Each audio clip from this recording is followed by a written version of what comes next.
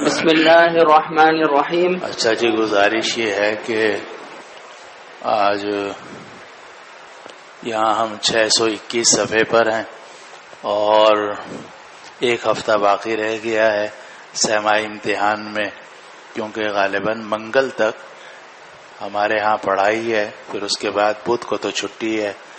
اب ایک ہفتہ گویا باقی ہے، بیچ میں ایک جمعہ بھی ہے اور نصاب ہمیں پورا کرنا ہے اور کتاب المغازی بہرحال پوری کرنی ہے. ہر سال ایسا ہوتا تھا کہ کتاب المغازی پوری ہو جاتی تھی اور کتاب التفسیر کی بھی کچھ 2-4 صفحات ہم پڑھ لیتے تھے سیمائی امتحان سے پہلے.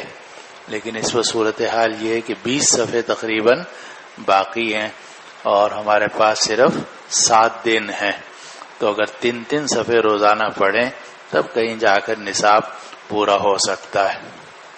اس لیے جو اب الحمدللہ آپ دیکھ رہے ہیں حدیث ہم سے بھی کچھ مناسبت ہو گئی ہے اور آپ پڑھے لکھے لوگ ہیں، ہر بات کا ترجمہ کرانے کی بھی اب ضرورت کہ قال کا مطلب کہا اور یقول کا مطلب کہتے ہیں. ظاہر ہے یہ جو موٹی موٹی باتیں آپ حضرات کو معلوم ہیں ہو گئی ہیں الحمدللہ اور ہیں، تو اس لیے جو اہم باتیں ہیں وہ انشاءاللہ ہم عرض کرتے چلے جائیں گے. البتہ دل یہ چاہتا ہے کہ بھئی حدیث پڑھیں تو سمجھ کر پڑھیں، یہ نہ ہو کہ صرف تبرک ہو اور پہلی حدیث پڑھ لی، آخری حدیث پڑھ لی اور پوری کتاب کی اجازت دے دی. تو یہ تبرکات جو ہیں یہ برکت والوں کے ہاتھوں چلتے ہیں، لیکن ہمارے ہاں برکت تو ہے نہیں، حرکت کرنی پڑتی ہے. تو اس لیے ہر حدیث کا سمجھنا ضروری ہے تاکہ ہر حدیث سمجھ میں بھی آ جائے اور پھر اللہ تعالیٰ اپنے وقت پر اس پہ عمل کے بھی توفیق عطا فرمائے. چلو جی. بسم اللہ الرحمن الرحیم. بالسند المتصل منا إلى الإمام الحافظ الحجة أمير المؤمنين في الحديث أبي عبد الله محمد بن إسماعيل البخاري رحمه الله تعالى ومتعنا بعلومه وبركاته آمين. قال حدثنا محمد بن بشار قال حدثنا معاذ بن معاذ قال حدثنا ابن عون عن هشام بن زيد بن أنس عن أنس بن مالك رضي الله تعالى عنه وعنهم قال لما كان يوم حنين أقبلت هوازن وغطفان وغيرهم بنعمهم وذراريهم ومع النبي صلى الله عليه وسلم 10,000 من الطلقاء فأدبروا عنه حتى بقي وحده فنادى يومئذ نداءين لم يخلط بينهما التفت عن يمينه فقال يا معشر الأنصار قالوا لبيك يا رسول الله أبشر نحن معك ثم التفت عن يساره فقال يا معشر الأنصار قالوا لبيك يا رسول الله أبشر نحن معك وهو على بغلة بيضاء فنزل فقال أنا عبد الله ورسوله فانهزم المشركون وأصاب يومئذ غنائم كثيرة فقسم في المهاجرين والطلقاء ولم يعط الأنصار شيئا فقالت الأنصار إذا كانت شديدة فنحن ندعى ويعطي الغنيمة غيرنا يعطي الغنيمة ويعطى الغنيمة جی ويعطي الغنيمة غيرنا فبلغ یا تو پڑھو يعطى الغنيمة یا يعطي الغنيمة غيرنا جی يعطي الغنيمة غيرنا فبلغه ذلك فجمعهم في قبة فقال يا معشر الأنصار ما حديث بلغني فسكتوا فقال يا معشر الأنصار ألا ترون أن يذهب الناس بالدنيا وتذهبون برسول الله تحوزونه إلى بيوتكم فقالوا بلى فقال النبي صلى الله عليه وسلم لو سلك الناس واديا وسلكت الأنصار شعبا لأخذت شعب الأنصار. قال هشام قلت يا أبا حمزة وأنت شاهد ذاك قال وأين أغيب عنه. بسم الله الرحمن الرحيم.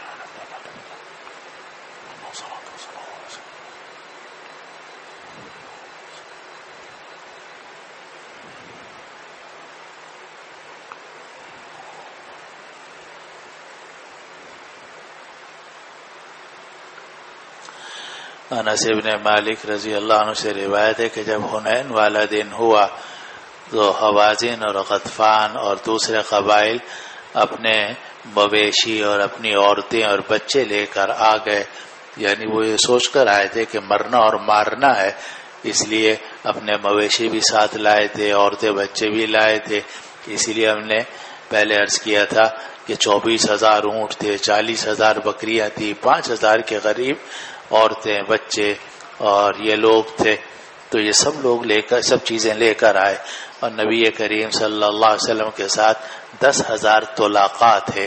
اب یہ جو نسخہ آپ کے آپ کے کتاب میں لکھا ہوا ہے یہ پوری طرح درست نہیں ہے. صحیح نسخہ وہی ہے جو آپ کے حاشیے میں نون بنا کر لکھا ہوا ہے کہ 10,000 والطلاقاء، اس لیے کہ جو صحابہ رضوان اللہ علیہ اجمعین مدینہ منورہ سے آئے تھے انہی کی تعداد 10,000 سے زیادہ تھی، 12,000 تک تھی.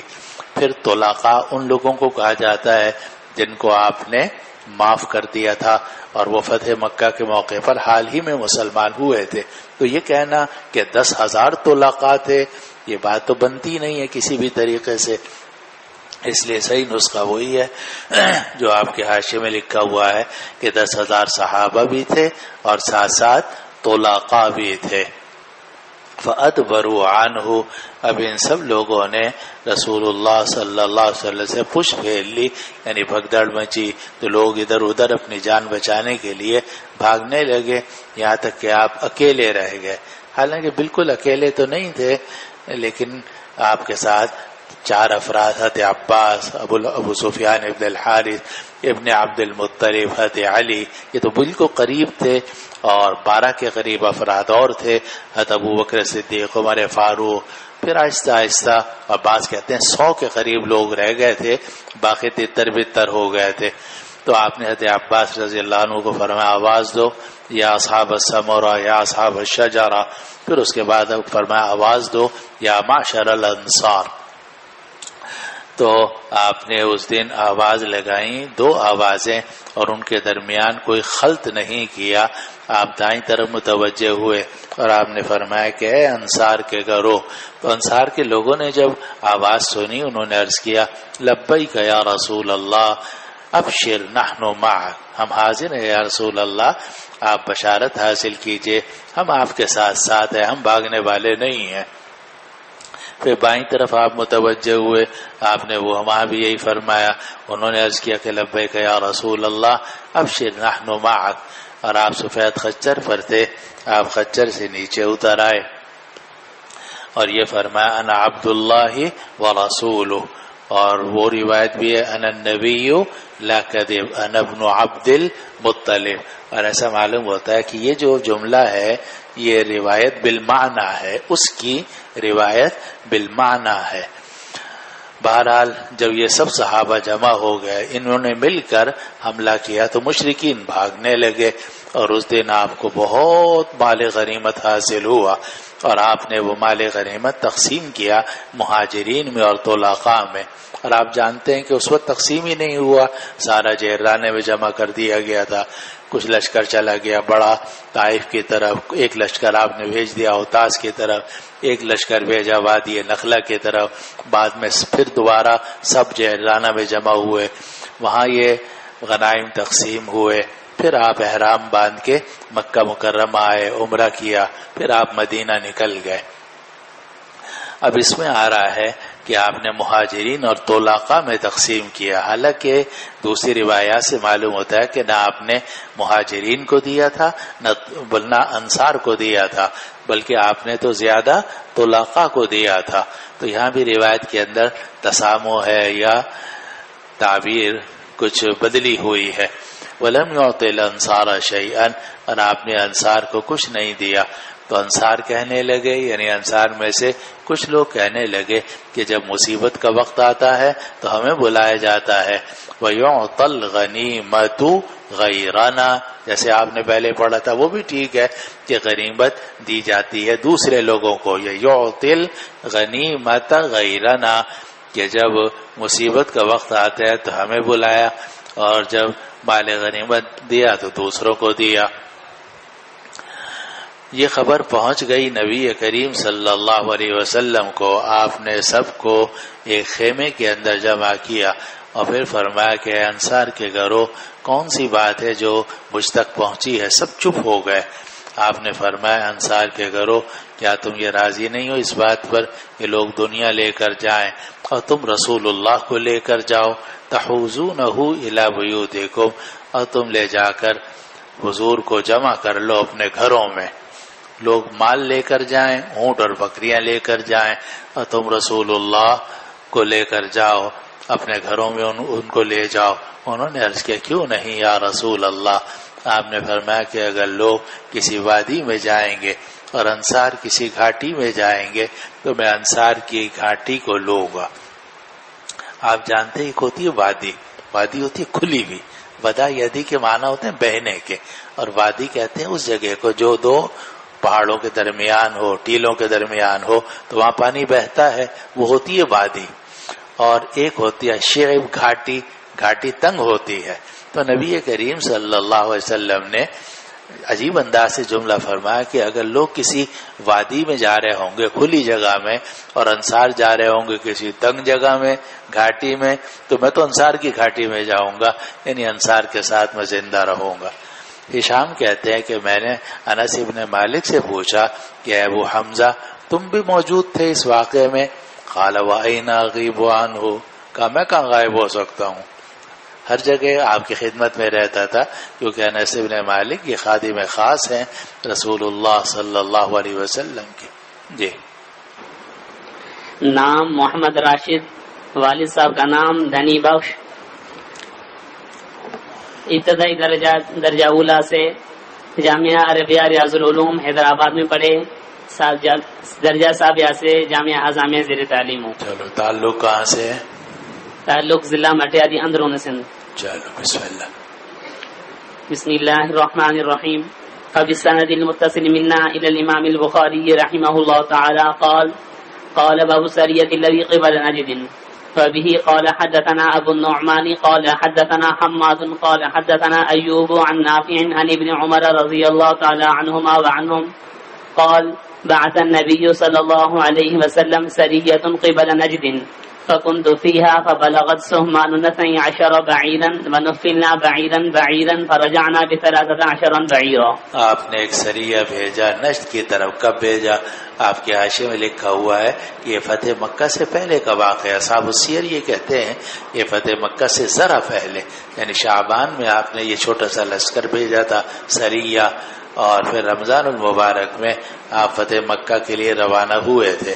اور عبداللہ ابن عمر فرماتے ہیں کہ میں بھی اس سریے کے اندر تھا، سریہ کہتے ہیں چھوٹے لشکر کو، تو ہمارے حصے جب لگے یعنی مال غنیمت ملا، مال غنیمت میں ہمارا جو سہم تھا یعنی جو حصہ تھا وہ ہر آدمی کو 12 اونٹ ملے، وَنُفِّلْنَا بَعِيرًا، اور ہمیں بطور انعام کے بھی ملا، کام اچھا ہم نے کیا تھا۔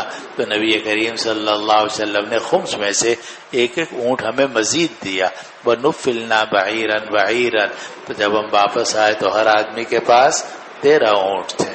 جی باب بعث النبي صلى الله عليه وسلم خالد بن الوليد إلى بني جزيمة فبه قال حدثني محمود قال حدثنا عبد الرزاق قال أخبرنا معمر وحدثني نعيم قال أخبرنا عبد الله قال أخبرنا معمر عن الزهري عن سالم عن أبيه رضي الله تعالى عنهما وعنهم قال بعث النبي صلى الله عليه وسلم خالد بن الوليد إلى بني جزيمة فدعاهم إلى الإسلام فلم يحسنوا أن يقولوا أسلمنا فجعلوا يقولون صبأنا فجعل صبأنا فجعل خالد يقتل ويأسر ودفع إلى كل رجل منا أسيره حتى إذا كان يوم أمر خالد أن يقتل كل رجل منا أسيره فقلت والله لا أقتل أسيري ولا يقتل رجل من أصحابي أسيره حتى قدمنا على النبي صلى الله عليه وسلم فذكرناه فرفع النبي صلى الله عليه وسلم يده فقال اللهم إني أبرأ إليك مما صنع خالد مرتين۔ یہ باب ہے کہ آپ نے خالد بن الولید رضی اللہ عنہ کو بھیجا تھا بنو جزیمہ کی طرف۔ روایت نقل کی عبداللہ ابن عمر رضی اللہ عنہ سے کہ نبی کریم صلی اللہ علیہ وسلم نے خالد بن الولید کو بنو جزیمہ کی طرف بھیجا۔ اور دیکھو بین سطور میں لکھا ہوا ہے کہ یہ واقعہ ہے فتح مکہ کے فوراً بعد کا، لیکن حنین روانگی سے پہلے۔ حنین روانگی سے پہلے آپ نے خالد بن الولید رضی اللہ عنہ کو ایک چھوٹا سا دستہ دے کر یا کچھ چھوٹا لشکر دے کر بھیجا بنو جزیمہ کی طرف، اور یہ مکہ مکرمہ کے نیچے باہر کی طرف رہتے تھے. تو فدعاہم الی الاسلام، تو خالد بن الولید نے بنو جزیمہ کو اسلام کی دعوت دی، لیکن وہ اسلمنا نہیں کہہ سکے. وہ کہنے لگے سبانا سبانا، کہ ہم صابی ہو گئے ہیں، صابی ہو گئے ہیں. صبا یصبو نکلنے کے معنی میں آتا ہے، اور آپ نے پیچھے پڑھا ہوگا آویتم الصباتا، کہ مسلمانوں کو مشرکین مکہ کیا کہتے تھے؟ صابئین، صبات کہتے تھے کہ یہ لوگ پرانے دین سے نکل گئے ہیں اور نیا دین اسلام انہوں نے قبول کر لیا ہے. تو یہ جو بنو جزیمہ کے لوگ تھے تو ان کو اصطلاحی الفاظ تو یاد نہیں تھے. ظاہر اسلام کے اصطلاحی الفاظ تو مسلمانوں کو ہی معلوم ہوتے ہیں جو کہ کچھ عرصہ گزار چکے ہوں اسلام میں، اور یہ اسلام قبول کرنا چاہتے تھے، مگر انہوں نے اسلمنا نہیں کہا، بلکہ یہ کہا کہ اب پرانے دین سے نکل گئے. خالد بن الولید نے ان کو قتل کرنا شروع کر دیا اور گرفتار کرنا شروع کر دیا، اور ہم میں سے ہر آدمی کو اس کا قیدی بھی دیا کہ تم اس قیدی کی حفاظت کرو. یہاں تک کہ جب ایک دن ہوا، یعنی واپس ہو رہے تھے ہم، تو ایک دن خالد بن الولید نے حکم دیا کہ ہم میں سے ہر آدمی اپنے قیدی کو قتل کر دے. حالانکہ جب قیدی بنا دیے گئے، اب اس کے بعد ان کا قتل جائز نہیں ہے جب تک کہ مقدمہ امیر المومنین، کمانڈر یا عدالت میں پیش نہ ہو جائے. جب جہاد ہو رہا ہو اس وقت میں تو ظاہر ہے کہ قتال ہی ہوتا ہے، لیکن جب گرفتاری ہو جائے تو گرفتاری ہونے کے بعد اب معاملہ عدالت میں چلا جاتا ہے. عدالت سزا دے یا نہ دے عدالت کے اختیار میں ہے. لیکن خالد بن الولید رضی اللہ عنہ نے قتل حبس شروع کر دیا، یعنی وہ قیدی جو گرفتار تھے ان کے بارے میں حکم دیا کہ سب کو قتل کر دو. فقلت، عبداللہ ابن عمر کہتے ہیں میں نے کہا خدا کی قسم میں اپنا قیدی قتل نہیں کروں گا، اور میرے ساتھیوں میں سے کوئی بھی اپنے قیدی کو قتل نہیں کرے گا. معلوم ہوا کہ امیر کا ہر حکم ماننا کوئی ضروری نہیں ہے. امیر کا صرف وہ حکم مانا جاتا ہے کہ جس میں خالق کی نافرمانی لازم نہ آتی ہو. لا طاعت لمخلوق فی معصیت الخالق. اسی لیے اگر امیر کوئی ایسا حکم دے کہ جو خلاف شریعت ہو، احکام شریعت کے خلاف ہو، تو وہ حکم نہیں مانا جائے گا. ہاں اسی کے ساتھ کوئی جائز کا کام کہہ دے، جائز کام میں آپ اطاعت کریں گے اس کی. تو عبداللہ ابن عمر نے صاف انکار کر دیا کہ ہم اس معاملے میں تمہاری بات نہیں مانیں گے. اس کے بعد ہم جب نبی کریم صلی اللہ علیہ وسلم کی خدمت میں پہنچے، ہم نے سارا واقعہ ذکر کیا کہ یہ بات پیش آئی ہے. نبی کریم صلی اللہ علیہ وسلم نے اپنے ہاتھ دونوں اٹھائے، فوراً آپ ڈر گئے. آپ نے سوچا خالد بن ولید نے تو بہت سخت حرکت کر دی. ایک تو یہ کہ مسلمانوں کو قتل کر دیا جو اسلام لا رہے تھے، اور کہہ رہے تھے سبانا سبانا. ٹھیک ہے ان سے جملہ صحیح نہ نکلا، لیکن شبہ تو پیدا ہو گیا ان کے اسلام لانے کا. جب شبہ پیدا ہو گیا تو شبے کا فائدہ ملزم کو دیا جاتا ہے، تو قتل کرنا جائز نہیں تھا. پھر اس کے بعد جب گرفتار کر لیا، گرفتار کرنے کے بعد تو اب معاملہ نبی کریم صلی اللہ علیہ وسلم کے پاس جانا چاہیے تھا. یہ بیچ میں آپ نے ان کو قتل کیسے کر دیا؟ چنانچہ آپ ڈر گئے کہ کہیں اللہ تعالیٰ کا عذاب نہ آ جائے.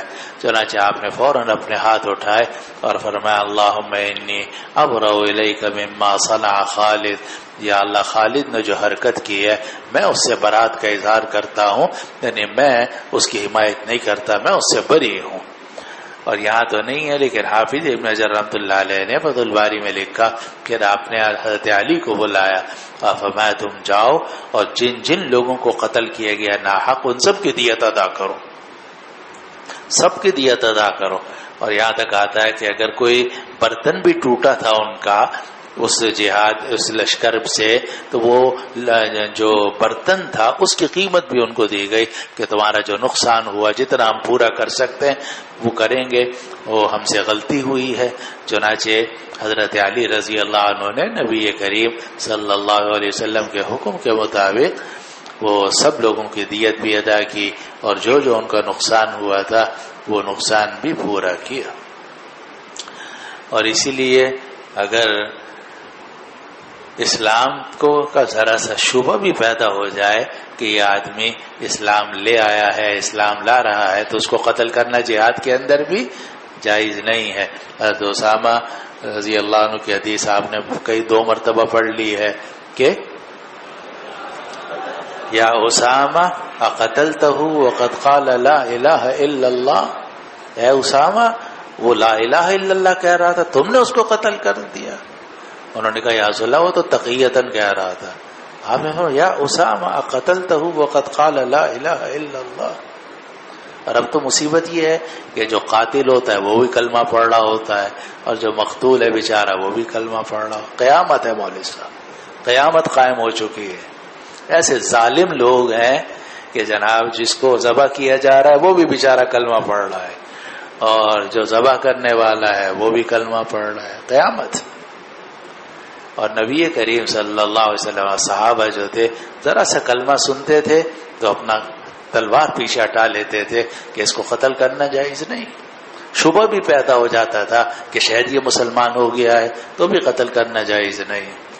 چلو جی سوال ہے اسے جی، ہے سوال ہے کہاں کون 355 کہاں ہے 355 بھائی؟ ہاں جی ارشاد۔ سر جی یہ آپ نے کہا کہ جب تو کوئی بندہ قیدی بنا لیا جائے تو اس کے بعد جو ہے اختیار عدالت کے پاس چلا جاتا ہے، کمانڈر کے پاس سے ختم ہو جاتا ہے۔ نہیں میں نے یہ نہیں کہا، آپ نے پھر بات غلط نقل کی۔ میں نے یہ کہا ہے مولوی صاحب، میں نے کہا ہے کہ عدالت کے پاس یا کمانڈر کے پاس، امیر کے پاس اس کا اختیار ہو جاتا ہے۔ جو کمانڈر ہے بڑا، یعنی وہ بھی کمانڈر، وہ ذیلی کمانڈر نہیں جیسے خالد بن ولید تھے، بلکہ جو اصل کمانڈر تھے نبی کریم صلی اللہ علیہ وسلم،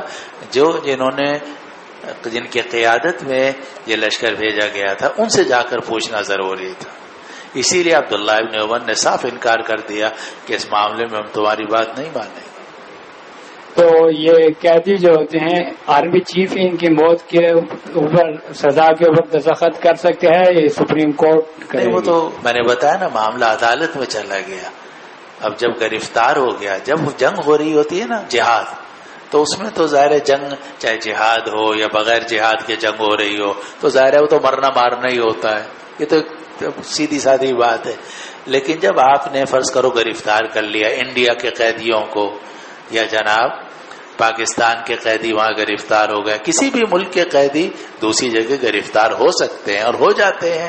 جب ہو جاتے ہیں اس کے بعد پوری دنیا میں یہی ہے کہ ان کو اس طرح قتل نہیں کیا جاتا، پھر اس کے بعد مقدمہ چلایا جاتا ہے۔ ابھی دیکھو کلبھوشن کیا نام ہے پتہ نہیں، اس کا بھی قصہ چل رہا ہے، تو اس کے لیے کوئی کورٹ قائم کی جا رہی ہے، پھر اس کورٹ کے ذریعے سے فیصلہ کروایا جا رہا ہے۔ ادھر بھارت نے عالمی عدالت میں مقدمہ کر دیا ہے کہ ہمارا آدمی انہوں نے گرفتار کیا ہے، اس کو قتل کرنا چاہتے ہیں اور قیدی ہے، اس قیدیوں کا یوں ہے۔ اب یہ ایک روٹین میں بات آ جاتی ہے، جب تک جنگ چل رہی ہے تو اس میں تو مرنا اور مارنا ہوتا ہے، لیکن جب آپ نے گرفتار کر لیا یا آپ گرفتار ہو گئے کسی کے ہاتھوں سے تو پھر معاملہ جو ہے وہ عدالتوں کی طرف چلا جاتا ہے۔ چلو جی آگے۔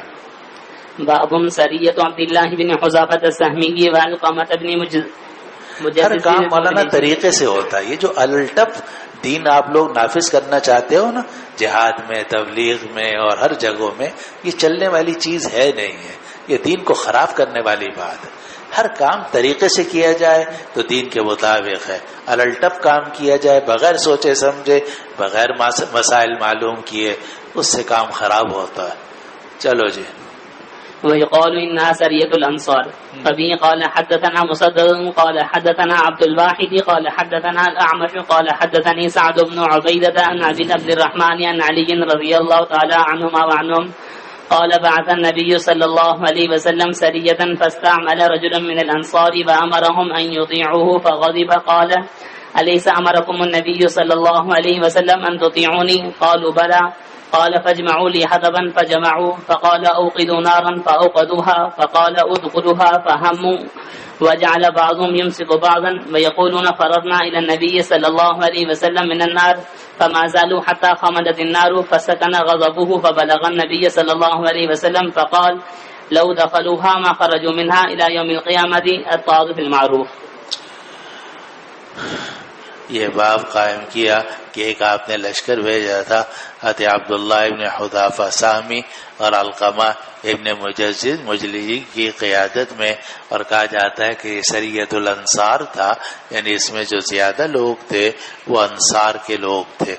روایت نقل کی حضرت علی رضی اللہ عنہ سے کہ نبی کریم صلی اللہ علیہ وسلم نے ایک لشکر بھیجا اور اس پر انصار کے ایک آدمی کو عامل بنایا، انصار کے ایک آدمی کو عامل بنایا، ان کا نام تھا عبداللہ ابن حذافہ السہمی۔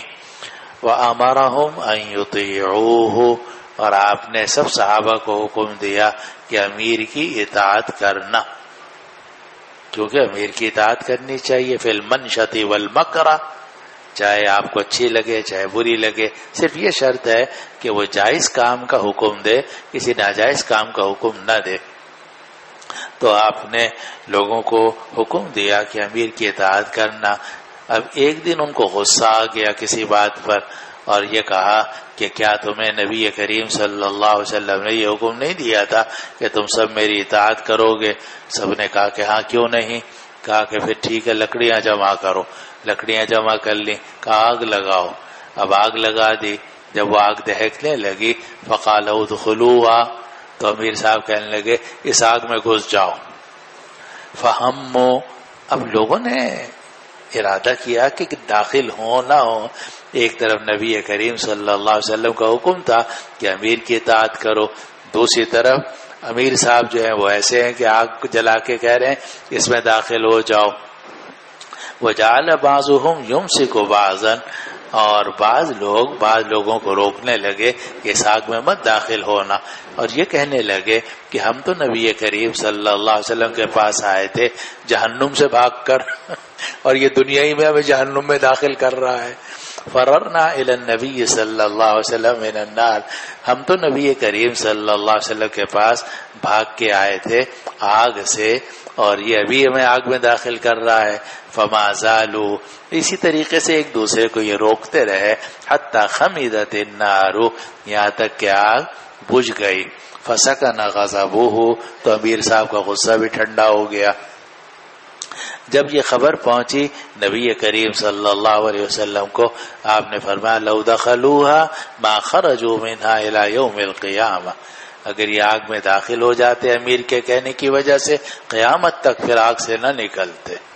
اور پھر آپ نے فرمایا انما الطاعة فی المعروف، امیر کی جو اطاعت کی جاتی ہے وہ صرف نیکی کے کام میں، معروف میں اطاعت کی جاتی ہے، لیکن اگر منکر کا وہ حکم دے، منکر کا امیر منکر کا حکم دے دے تو لا طاعت لمخلوق فی معصیت الخالق، معروف میں تو اطاعت کی جا سکتی ہے جو معروف شرعن ہو یا معروف عادتن ہو۔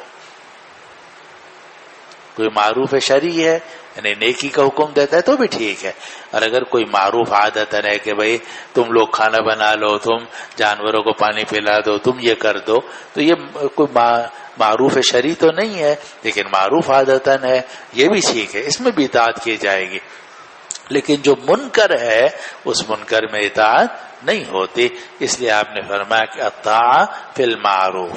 اور یہاں تو معلوم ہوتا ہے کہ عبداللہ ابن حذافہ السہمی رضی اللہ عنہ کو غصہ آ گیا تھا اور اس غصے میں انہوں نے یہ کام کیا، لیکن یہی روایت ابن ماجہ میں بھی ہے، آپ چاہو تو بھی کھول کے دیکھ لو، کئی سالوں میں ہم نے کھول کے بھی لوگوں کو دکھائی ہے، صفحہ 205 کے اوپر وہ حدیث ہے، اور یہی حدیث آئی ہے، اور اس میں یہ روایت ہے کہ کان فیہ دعابہ، کہ ان کو مذاق کی بہت عادت تھی، تو وہی کام انہوں نے غصے میں نہیں کیا تھا بلکہ مذاق میں کیا تھا۔ لیکن بہرحال غصے میں کیا ہو یا مذاق میں کیا ہو، حاصل یہی ہے کہ امیر غصے میں یا مذاق میں اگر کسی ناجائز کام کا حکم دے گا، منکر کا حکم دے گا، تو اس منکر میں اس کی اطاعت نہیں کی جائے گی۔ امیر حکم دے کہ تم نے ماں باپ سے نہیں ملنا، امیر حکم دے کہ تمہیں بیوی بچوں سے ملنے کی اجازت نہیں ہے، ظاہر ہے تو منکر ہے، یہ تو قطع رحمی لازم آتی ہے، قطع رحمی تو گناہ کبیرہ ہے، امیر جو ہے وہ گناہ کبیرہ کا حکم نہیں دے سکتا، اگر دے گا بھی اس کی اطاعت واجب نہیں ہے۔ چلو جی۔ سر جی ایک سوال کہاں کون؟ جی سر یہاں پر آپ صلی اللہ علیہ وسلم نے فرمایا لو دخلوها ما خرجوا منها الى يوم القیامہ.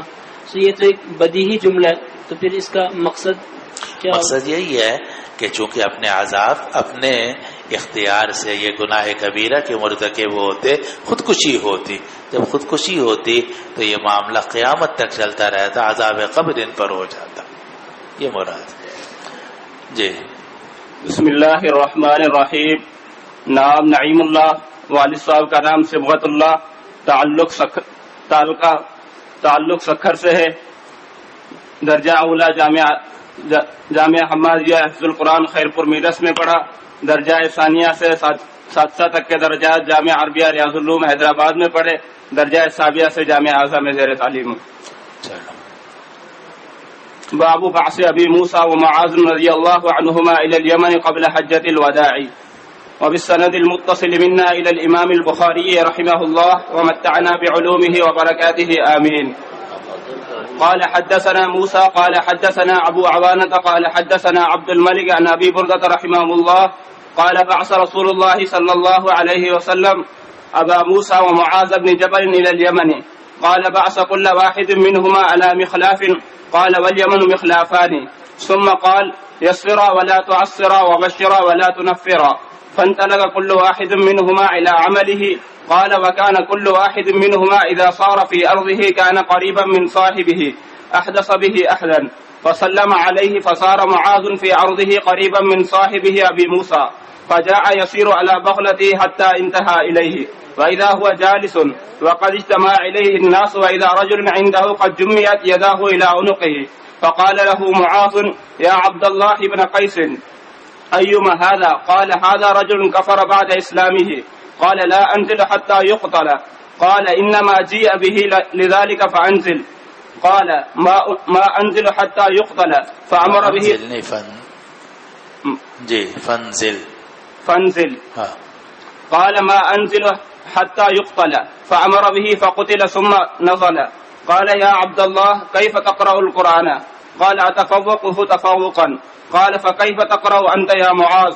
قال أنام أول الليل فأقوم وقد قضيت جزئي من النوم فأقرأ ما كتب الله لي فأحتسب نومتي كما أحتسب قومتي. یہ باب ہے کہ آپ نے ابو موسیٰ اشعری اور معاذ بن جبل کو یمن کی طرف بھیجا تھا حجۃ الوداع سے پہلے، یعنی سن 9 ہجری کا یہ واقعہ ہے کہ سن 9 ہجری میں آپ نے ابو موسیٰ اشعری کو اور معاذ بن جبل کو یمن کی طرف بھیجا. معاذ بن جبل کو شمالی یمن کی طرف اور ابو موسیٰ اشعری کو جنوبی یمن کی طرف بھیجا تھا. کسی زمانے میں یہ 2 ملک علیحدہ تھے، شمالی یمن جنوبی یمن. کچھ عرصے ہمارے بچپن کی بات ہے. اب تو یمن ایک ہی بن گیا، اس پہ بھی لڑائی ہو رہی ہے کہ کون اس پہ قبضہ کرے گا. تو بہرحال یمن جو تھے اس کے 2 حصے ہیں، ایک اوپر کی جانب اور ایک نیچے کی جانب. تو جو اوپر کا شمالی یمن ہے اس کی طرف آپ نے بھیجا تھا حضرت معاذ بن جبل رضی اللہ عنہ کو گورنر بنا کر، امیر بنا کر، اور جو نچلا حصہ ہے اس کا گورنر آپ نے بنا کر بھیجا ابو موسیٰ اشعری رضی اللہ عنہ کو. راوی کہتے ہیں بعث کل واحد منہما علی مخلاف، کہ ان میں سے ہر ایک کو آپ نے بھیجا ایک علاقے پر. گویا ایک علاقہ اوپر کا تھا، ایک علاقہ نیچے کا تھا. تو اوپر والے میں معاذ بن جبل کو بھیجا، نیچے میں ابو موسیٰ اشعری کو. اور فرمایا کہ یمن کے 2 مخلاف ہیں، 2 صوبے ہیں. پھر آپ نے ان دونوں کو نصیحت کی کہ یسرا ولا تعسرا، لوگوں پہ آسانی کرنا، تنگی مت کرنا. معلوم ہوا کہ جو حاکم امیر ہے، چاہے وہ دور حدیث کا امیر ہو یا صف کا امیر ہو، اس کے لیے ضروری ہے کہ انصاف سے تو کام لے لیکن ساتھ ساتھ سختی نہ کرے، کوشش کرے نرمی کرنے کی مگر شرعی حدود کے اندر. تو یسرا ولا تعسرا، آسانی کرنا، تنگی مت کرنا. وبشرا ولا تنفرا، اور لوگوں کو بشارتیں دینا، لوگوں کو متنفر مت کرنا. یعنی دین ایسے طریقے سے پیش کرنا کہ لوگوں کو دین سے محبت ہو. یہ نہ ہو کہ آپ ایسے بھیانک انداز میں دین کو پیش کریں کہ دین کی شکل بھی خراب ہو جائے، لوگ دینداروں سے وحشت کھانے لگیں، یہ کوئی طریقہ اسلام کا نہیں ہے۔ تو آپ نے فرمایا بشرا ولا تنفرا، لوگوں کو بشارت دینا، لوگوں کو متنفر مت کرنا دین سے۔ اور آپ پڑھ چکے ہیں کہ معاذ بن جبل رضی اللہ عنہ نے ایک مرتبہ لمبی نماز پڑھا دی تھی تو آپ کتنا ناراض ہوئے تھے، اور فرمایا افتان انت یا معاذ۔ تو لوگوں کو پر آسانی رکھنی چاہیے، نماز میں، تبلیغ میں، جہاد میں، پڑھانے میں۔ بخاری پڑھانے میں میں اتنا ستاؤں آپ کو کہ جناب رات کو 11-12 بجے تک آپ کو بلانا شروع کر دوں، ظاہر ہے کہ تکلیف ہوگی آپ کو۔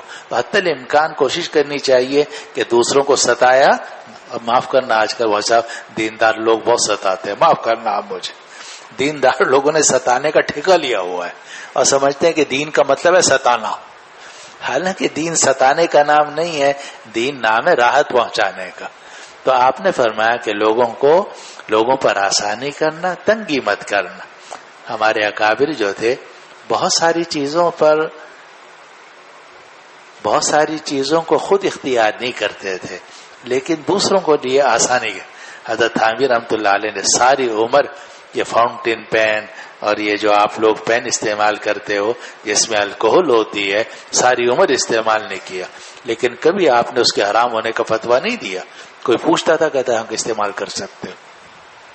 میرے استاد تھے حضرت مفتی جمیل احمد صاحب تھانوی رحمۃ اللہ علیہ، انہوں نے ساری عمر یہ فاؤنٹین پین اور یہ پینسل، بال پوائنٹ پینسل استعمال نہیں کی، ہمیشہ ڈبو کے وہ لکھتے تھے کہ جس میں الکوہل نہیں ہوتا، لیکن ہم لکھتے تھے، ہمیں منع نہیں کرتے تھے۔ وہ حضرت تھانوی رحمۃ اللہ علیہ بازار کا پھل نہیں کھاتے تھے اور جو کسی باغ سے خود خرید کر استعمال کرتے تھے، لیکن کبھی آپ نے یہ نہیں کہا کہ بازار میں جو پھل مل رہا ہے سب حرام ہے، کبھی آپ نے یہ نہیں کہا۔ کوئی پوچھتا تھا فرماتے ہاں کھانا جائز۔ آج کل تقویٰ ہوتا ہے دوسروں پر، اور ہمارے اکابر کا تقویٰ تھا اپنے اوپر سختی کرتے تھے، دوسروں کو لیے آسانی کرتے تھے۔ اور میں اور آپ اپنی آنکھوں سے دیکھتے ہیں کہ جناب ایسے فتوے آج کل دیے جا رہے ہیں سختی والے، مگر وہ صرف دوسروں کے لیے ہوتے ہیں، جب اپنا وقت آتا ہے اس میں طرح طرح کی نرمی پیدا کر لیتے ہیں۔ کبھی کبھار ہمارے دارالفتہ میں تخصص کے ساتھی ہیں، وہ فتویٰ لکھتے ہیں، تو اب لکھ کر لائے، میں نے کہا تم نے لکھا تم اس پر عمل کرتے ہو؟ چپ۔ میں نے کہا کہ تمہارے گھر میں اس پر عمل ہوتا ہے، تمہارے خاندان میں اس پر عمل ہوتا ہے، چپ۔ میں نے کہا تم عمل کر سکتے ہو اس پر؟ چپ۔ میں نے کہا جب تم خود نہیں عمل کرتے، نہیں کر سکتے، دوسروں کو کیسے کہہ رہے ہو کہ تم عمل کرو؟ اور حدیث میں تو یہ آتا ہے یسرا ولا تعسرا، لوگوں پہ آسانی کرو، تنگی مت کرو۔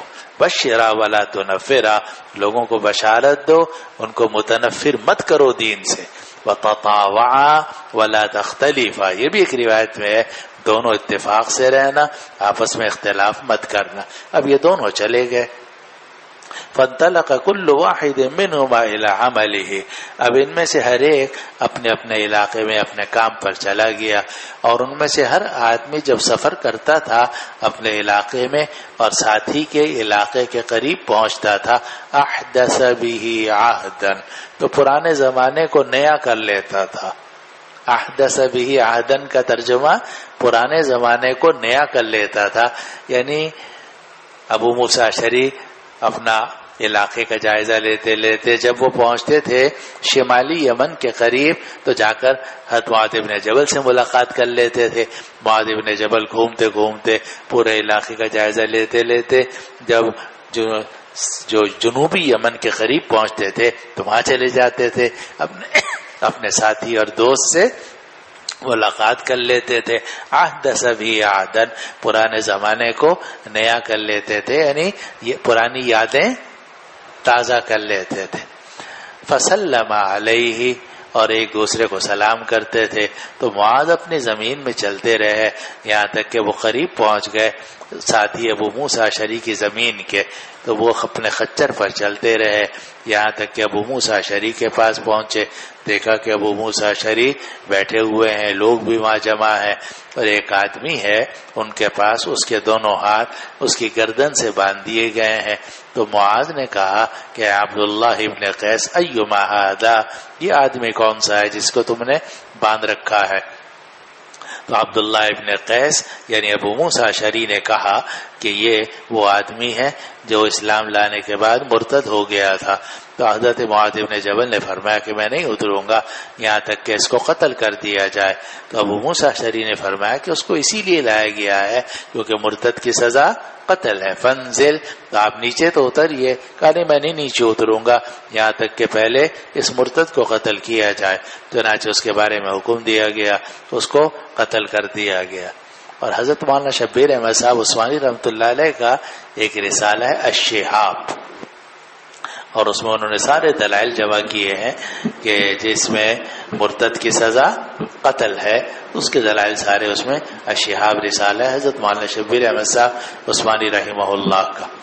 تو حضرت معاذ بن جبل نے کہا میں نیچے نہیں اتروں گا یہاں تک کہ اس کو قتل کیا جائے. چنانچہ حکم دیا, اس کو قتل کر دیا گیا, پھر وہ نیچے اترے. اب اسی میں یہ بھی باتیں ہوئیں تو ایک بات انہوں نے یہ پوچھی کہ یا عبداللہ کیف تقرأ القرآن. معاذ بن جبل نے کہا کہ اے عبداللہ ابن قیس تم قرآن کس طرح پڑھتے ہو؟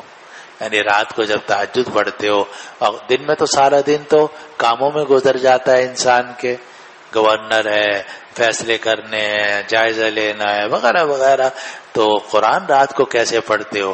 قال اتفوقہ تفوقا, کہا وقفے دے دے کر پڑھتا رہتا ہوں, یعنی ساری رات تہجد پڑھتا رہتا ہوں اور وقفے دے دے کر پڑھ لیا 4 رکعت 8 رکعت, پھر وقفہ کر لیا, پھر اس کے بعد پھر 4 رکعت 8 رکعت پڑھ لی, پھر وقفہ کر لیا.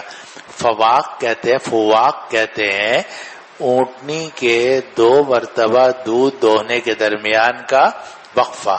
فواق ناقۃ العیادۃ فواق ناقۃ, آپ نے پڑھا ہوگا مشکات میں اگر پڑھا ہو تو اتفوقہ تفوقا کا مطلب یہ ہے کہ میں وقفے دے دے کر قرآن پڑھتا رہتا ہوں, ساری رات تہجد پڑھتا ہوں.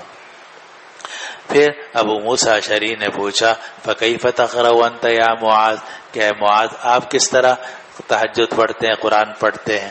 دیکھو قرآن پڑھتے ہیں, معلوم ہے کہ اصل جو قرآن پڑھنے کا وقت ہے وہ تہجد ہے اور صبح کے وقت میں فجر کی نماز کے بعد. ان قرآن الفجر کان مشہودا. اور نبی کریم صلی اللہ علیہ وسلم اور صحابہ رضوان اللہ علیہ اجمعین جو زیادہ قرآن پڑھتے تھے رات کو تہجد میں پڑھتے تھے. تو ابو موسیٰ اشعری نے معاذ ابن جبل سے پوچھا کہ کیف تقرأ انت یا معاذ, کہ معاذ تم کس طرح قرآن پڑھتے ہو یعنی تہجد پڑھتے ہو؟ تو کہا میں تو رات کے شروع میں سو جاتا ہوں اور میں اس وقت کھڑا ہوتا ہوں جبکہ میں نے اپنی نیند کا ایک حصہ پورا کر لیا ہوتا ہے, پھر میں پڑھتا ہوں اتنا قرآن جو اللہ نے میری تقدیر میں لکھا ہو. فاحتسب نومتی کما احتسب قومتی, اور میں تو اپنے سونے کو بھی ثواب سمجھتا ہوں جیسا کہ اپنے قیام کو ثواب سمجھتا ہوں. اب دیکھو یہ فرق ہو گیا کہ عبداللہ ابن قیس یعنی ابو موسیٰ اشعری ساری رات تہجد پڑھتے تھے لیکن وقفے دے دے کر, کیونکہ ساری رات بھی آدمی پڑھ نہیں سکتا, نارمل انسان نہیں پڑھ سکتا. اب نارمل ہو تو علیحدہ بات ہے, تو نارمل انسان نہیں پڑھ سکتا, تو وقفے دے دے دے کے پڑھتے تھے. لیکن حضرت معاذ ابن جبل رضی اللہ عنہ کا یہ طریقہ نہیں تھا. ان کا طریقہ یہ تھا کہ وہ شروع رات میں سو جاتے تھے اور آخر شب میں رات کے 6 حصے کر کے 4 حصے سوتے رہے, اور پھر اس کے بعد آخری 2 حصوں میں کھڑے ہو کر تہجد کی نماز پڑھتے تھے. اور پھر یہ جملہ فرمایا کہ میں اپنی نیند سے بھی ثواب کی امید رکھتا ہوں جیسا کہ اپنے قیام سے ثواب کی امید رکھتا ہوں. جس طرح قیام عبادت ہے, تہجد عبادت ہے, اس طرح نیند بھی عبادت ہے, جبکہ مقصد یہ ہو کہ نیند پوری ہو جائے تاکہ میں تہجد پڑھ سکوں اور دن میں لوگوں کے حقوق ادا کر سکوں. اور کہا جاتا ہے کہ یہی طریقہ تھا نبی کریم صلی اللہ علیہ وسلم کا کہ آپ رات کے کتنے حصے کرتے تھے؟ چھ حصے کر کے 3 حصے آپ آرام فرماتے تھے، پھر 2 حصے میں آپ تہجد پڑھتے تھے، پھر 6 حصے میں پھر آرام فرماتے تھے، اور کبھی ایسا بھی کرتے تھے کہ 4 حصے آپ آرام فرماتے تھے، آخری 2 حصوں میں تہجد پڑھتے تھے، اور تہجد پڑھنے کے بعد پھر لیٹ جاتے تھے اور تھوڑی دیر آرام فرماتے تھے، پھر اس کے بعد فجر کی نماز کے لیے مسجد تشریف لے جاتے تھے۔ اور اسی لیے کہا جاتا ہے، بلکہ روایتوں میں پڑھیں گے آپ کہ یہ روایت آگے پیچھے بھی آئے گی، بخاری اول میں بھی اور دوسری جگہوں میں بھی، کہ ان دونوں حضرات نے اپنا اپنا یہ عمل نبی کریم صلی اللہ علیہ وسلم کے سامنے پیش کیا، تو نبی کریم صلی اللہ علیہ وسلم نے حضرت معاذ بن جبل رضی اللہ عنہ کو فرمایا کہ تمہارا طریقہ صحیح ہے۔ اسی لیے آدمی کو شروع رات میں سو جانا چاہیے، جلدی سونا چاہیے، اور آپ جانتے ہیں کہ عشاء کے بعد باتیں کرنے سے منع کیا گیا ہے، صرف اسی لیے تاکہ آدمی اپنی نیند پوری کر سکے۔ تو آپ نیند پوری کر لیں، 5 گھنٹے آپ سو گئے، آخر کے 1-2 گھنٹوں میں آپ نے عبادت کر لی، بس سنت ادا ہو گئی اور آپ بہت نیک ہو گئے ماشاءاللہ، اس سے زیادہ نیکی کی کوئی ضرورت نہیں۔ چلو جی۔ وبه قال حدثني إسحاق قال حدثنا خالد عن الشيباني عن سعيد بن أبي بردة اس لیے کہتے ہیں اگر کوئی آدمی ساری رات جاگے وہ بھی خلاف سنت ہے، اور ساری رات سوتا رہے تہجد کے لیے نہ اٹھے وہ بھی خلاف سنت ہے، اس لیے کہ نبی کریم صلی اللہ علیہ وسلم ساری رات عبادت نہیں کرتے تھے، آپ شروع رات میں سوتے تھے، اور آپ ساری رات سوتے بھی نہیں تھے، آپ آخر شب میں اٹھتے تھے، اللہ تعالیٰ کی عبادت کرتے تھے، تہجد پڑھتے تھے۔ چلو جی۔ عن أبيه عن أبي موسى الأشعري ماں سوائے عشرہ اخیرہ رمضان کے، کسی کے سوال مقدر کا جواب جی۔ عن أبي موسى الأشعري رضي الله عنه وعنهم أن النبي صلى الله عليه وسلم بعثه إلى اليمن فسأله عن أشربة تصنع بها فقال وما هي؟ قال البت والمزر. فقلت لأبي بردة ما البت؟ قال نبيذ العسل والمزر نبيذ الشعير. فقال كل مسكر حرام. رواہ جریر و عبد الواحد عن الشیبانی عن ابی بردہ۔ نبی کریم صلی اللہ علیہ وسلم نے ابو موسیٰ اشعری رضی اللہ عنہ کو یمن بھیجا تو ابو موسیٰ نے سوال کیا ان پینے کی چیزوں کے بارے میں، ان شربتوں کے بارے میں جو وہاں بنائی جاتی تھی۔ آپ نے فرمایا وہ کون سے شربت ہیں؟ انہوں نے کہا کہ بتع ہے اور مزر ہے۔ میں نے ابو بردہ سے پوچھا کہ بتع کیا چیز ہے؟ کہا کہ شہد کا نبیذ ہوتا تھا کہ شہد کو پانی میں ڈال دیتے تھے، شہد پانی میں پڑا گھول کے حل ہو جاتا تھا، اسے بتع کہتے تھے۔ اور مزر جو ہے یہ نبیذ الشعیر ہوتا تھا کہ جو آپ نے پانی میں ڈال دیے اور وہ پانی میں پڑے رہے، اس کا پانی آپ پیتے رہے۔ تو آپ نے اصول ارشاد فرما دیا کل مسکرین حرام، کہ جو بھی مسکر ہے وہ حرام ہے۔ معلوم کہ نبیذ اس وقت تک پینا جائز ہے جب تک کہ اس کے اندر اسکار پیدا نہ ہو۔ اسی لیے آپ نے مشکات وغیرہ میں پڑھا ہوگا کہ نبی کریم صلی اللہ علیہ وسلم اکثر نبیذ استعمال فرماتے تھے، لیکن سردیوں کے زمانے میں آپ کی وہ نبیذ آپ 3 دن تک نبیذ استعمال کرتے تھے، لیکن گرمیوں کے زمانے میں آپ صرف 1 دن استعمال کرتے تھے۔ وجہ یہ کہ سردی میں سڑنے کا امکان نہ ہونے کے برابر ہے، لیکن گرمیوں میں اگر آپ کوئی چیز پانی میں رکھیں گے تو اس میں اس کا امکان ہے کہ وہ سڑ جائے اور اس کے اندر غلیان، اشتداد، قذف بالزبد اور سکر پیدا ہو جائے۔ تو اس لیے آپ نبیذ سردیوں میں استعمال کرتے تھے۔ 3 دن تک آپ کا مشکیزہ تھا، اس میں کھجوریں ڈال دیں، پانی آپ پیتے رہتے تھے اس کا وقت جب آپ کو پیاس لگتی تھی۔ لیکن گرمیوں میں آپ صرف 1 دن 1 رات پیتے تھے، پھر وہ پانی ختم کر دیا جاتا تھا تاکہ اس کے اندر سکر کا امکان باقی نہ رہے۔ تو یہی بات فرمائی نبی کریم صلی اللہ علیہ وسلم نے کہ چاہے شہد کی نبیذ ہو، چاہے اس کی جو کی نبیذ ہو، بعض لوگ بادام ڈال دیتے ہیں، بعض لوگ چنے ڈال دیتے ہیں اور پانی پی لیتے ہیں، سب جائز ہے جب تک کہ اس کے اندر سکر پیدا نہ ہو۔ اقرا۔ وبه قال حدثنا مسلم قال حدثنا شعبة قال حدثنا سعيد بن أبي بردة عن أبيه قال بعث النبي صلى الله عليه وسلم جده أبا موسى ومعاذا إلى اليمن فقال يسرا ولا تعسرا وبشرا ولا تنفرا وتطاوعا فقال أبو موسى يا نبي الله إن أرضنا بها شراب من الشعير البزر وشراب من العصر البتر فقال كل مسكر حرام. فانطلقا فقال معاذ لأبي موسى كيف تقرأ القرآن؟ قال قائما وقائدا وعلى راحلتي وتفوقه تفوقا. میں وقفے دے دے کے قرآن پڑھتا رہتا ہوں، یعنی تہجد پڑھتا رہتا ہوں ساری رات. جی. قال اما انا فانام واقوم فاحتسب نومتی كما احتسب قومتی. احتسب احتساب، ثواب کی امید رکھنا.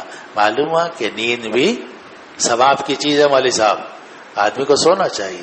ہمارے سب اکابر کہتے ہیں کہ آدمی کو اپنی نیند پوری کرنی چاہیے. ہمارے شیخ مولانا مسیح اللہ صاحب قدس اللہ سرہ میں فرماتے تھے کہ آدمی کو اپنی نیند پوری کرنی چاہیے. البتہ یہ فرماتے تھے کہ 6 گھنٹے سے کم نہ ہو، 8 گھنٹے سے زیادہ نہ ہو. جوان آدمی اگر 6 گھنٹے سو جائے بس کافی ہے، اور بوڑھا آدمی ہے، بیمار ہے، تو وہ 8 گھنٹے بھی سو سکتا ہے. بچے اور زیادہ سوتے ہیں، وہ تو خیر معصوم ہوتے ہیں. تو لیکن آدمی کو اپنی نیند پوری کرنی چاہیے. بلکہ اکابر منع کرتے تھے کہ اتنی عبادت کرنا کہ جس سے نیند پوری نہ ہو، دماغ میں خشکی ہو جائے تو آدمی کے پاگل ہونے کا ڈر ہو جاتا ہے. وہ حضرت شیخ الحدیث صاحب قدس اللہ سرہ نے لکھا ہے اس پہ آپ بیتی وغیرہ میں کہ مولانا خلیل احمد صاحب سہارنپوری رحمۃ اللہ علیہ کے پاس کوئی آدمی خط لکھتا تھا تو کہتے تھے ہم بڑے اپنے حالات لکھتا تھا کہ حضرت یوں کشف ہو رہا ہے اور یوں ہو رہا ہے، یوں ہو رہا ہے. حضرت مولانا خلیل احمد صاحب سہارنپوری قدس اللہ سے فرمایا کہ تو یہ سب عبادات چھوڑ، اپنے دماغ میں تیل لگا اور سویا کر. لیکن وہ تو مزے میں تھا، اس کو تو کشف ہو رہا تھا. جن کو کشف ہوتا ہے ان کا تو دماغ خراب ہو جاتا ہے. چنانچہ اس نے کہا یہ تو مجھے نیکی سے منع کر رہے ہیں. شیخ کے بارے میں سمجھتا ہے کہ شیخ جو ہے نا مجھے نیکی سے منع کر رہے ہیں. وہ نیکی کرتا رہا، تھوڑے دنوں میں اطلاع کہ پاگل ہو گیا بیچارہ، پاگل خانے میں داخل کر دیا گیا. تو اتنی نیکی کہ جس میں آدمی اپنی نیند بھی پوری نہ کرے، کھانا بھی پورا نہ کرے. اسی لیے حضرت حامی رحمۃ اللہ علیہ فرماتے تھے کہ سر پہ تیل بھی لگاؤ، نیند بھی پوری کرو. ڈاکٹر اگر کہے ورزش کرو، صبح کو ورزش بھی کرو تاکہ جسم صحیح رہے، پاگل نہ ہو جاؤ. ضرور. اور یہ جو پاگلوں کو کشف زیادہ ہوتا ہے. ہاں نہیں صحیح ہے، پاگلوں کو کشف زیادہ ہوتا ہے. چلو جی. اور یہ سب واقعات لکھے ہوئے ہیں، آپ بیتی میں بھی لکھے ہوئے ہیں حضرت حامی رحمۃ اللہ علیہ. اسی لیے شیخ کی بہت ضرورت ہے. جو لوگ از خود بہت زیادہ عبادت کرتے ہیں ان کے خراب ہونے کا امکان بہت بڑھ جاتا ہے. کبھی دماغ خراب ہو جاتا ہے، کبھی ان کا دین خراب ہو جاتا ہے، کبھی دنیا خراب ہو جاتی ہے. 3 چیزوں میں سے ایک چیز ضرور خراب ہوتی ہے ان کی. جبکہ آدمی اعتدال سے باہر نکل جائے، ہر چیز ایک حد تک اچھی ہوتی ہے، اس کے بعد خراب ہو جاتی ہے. چلو جی.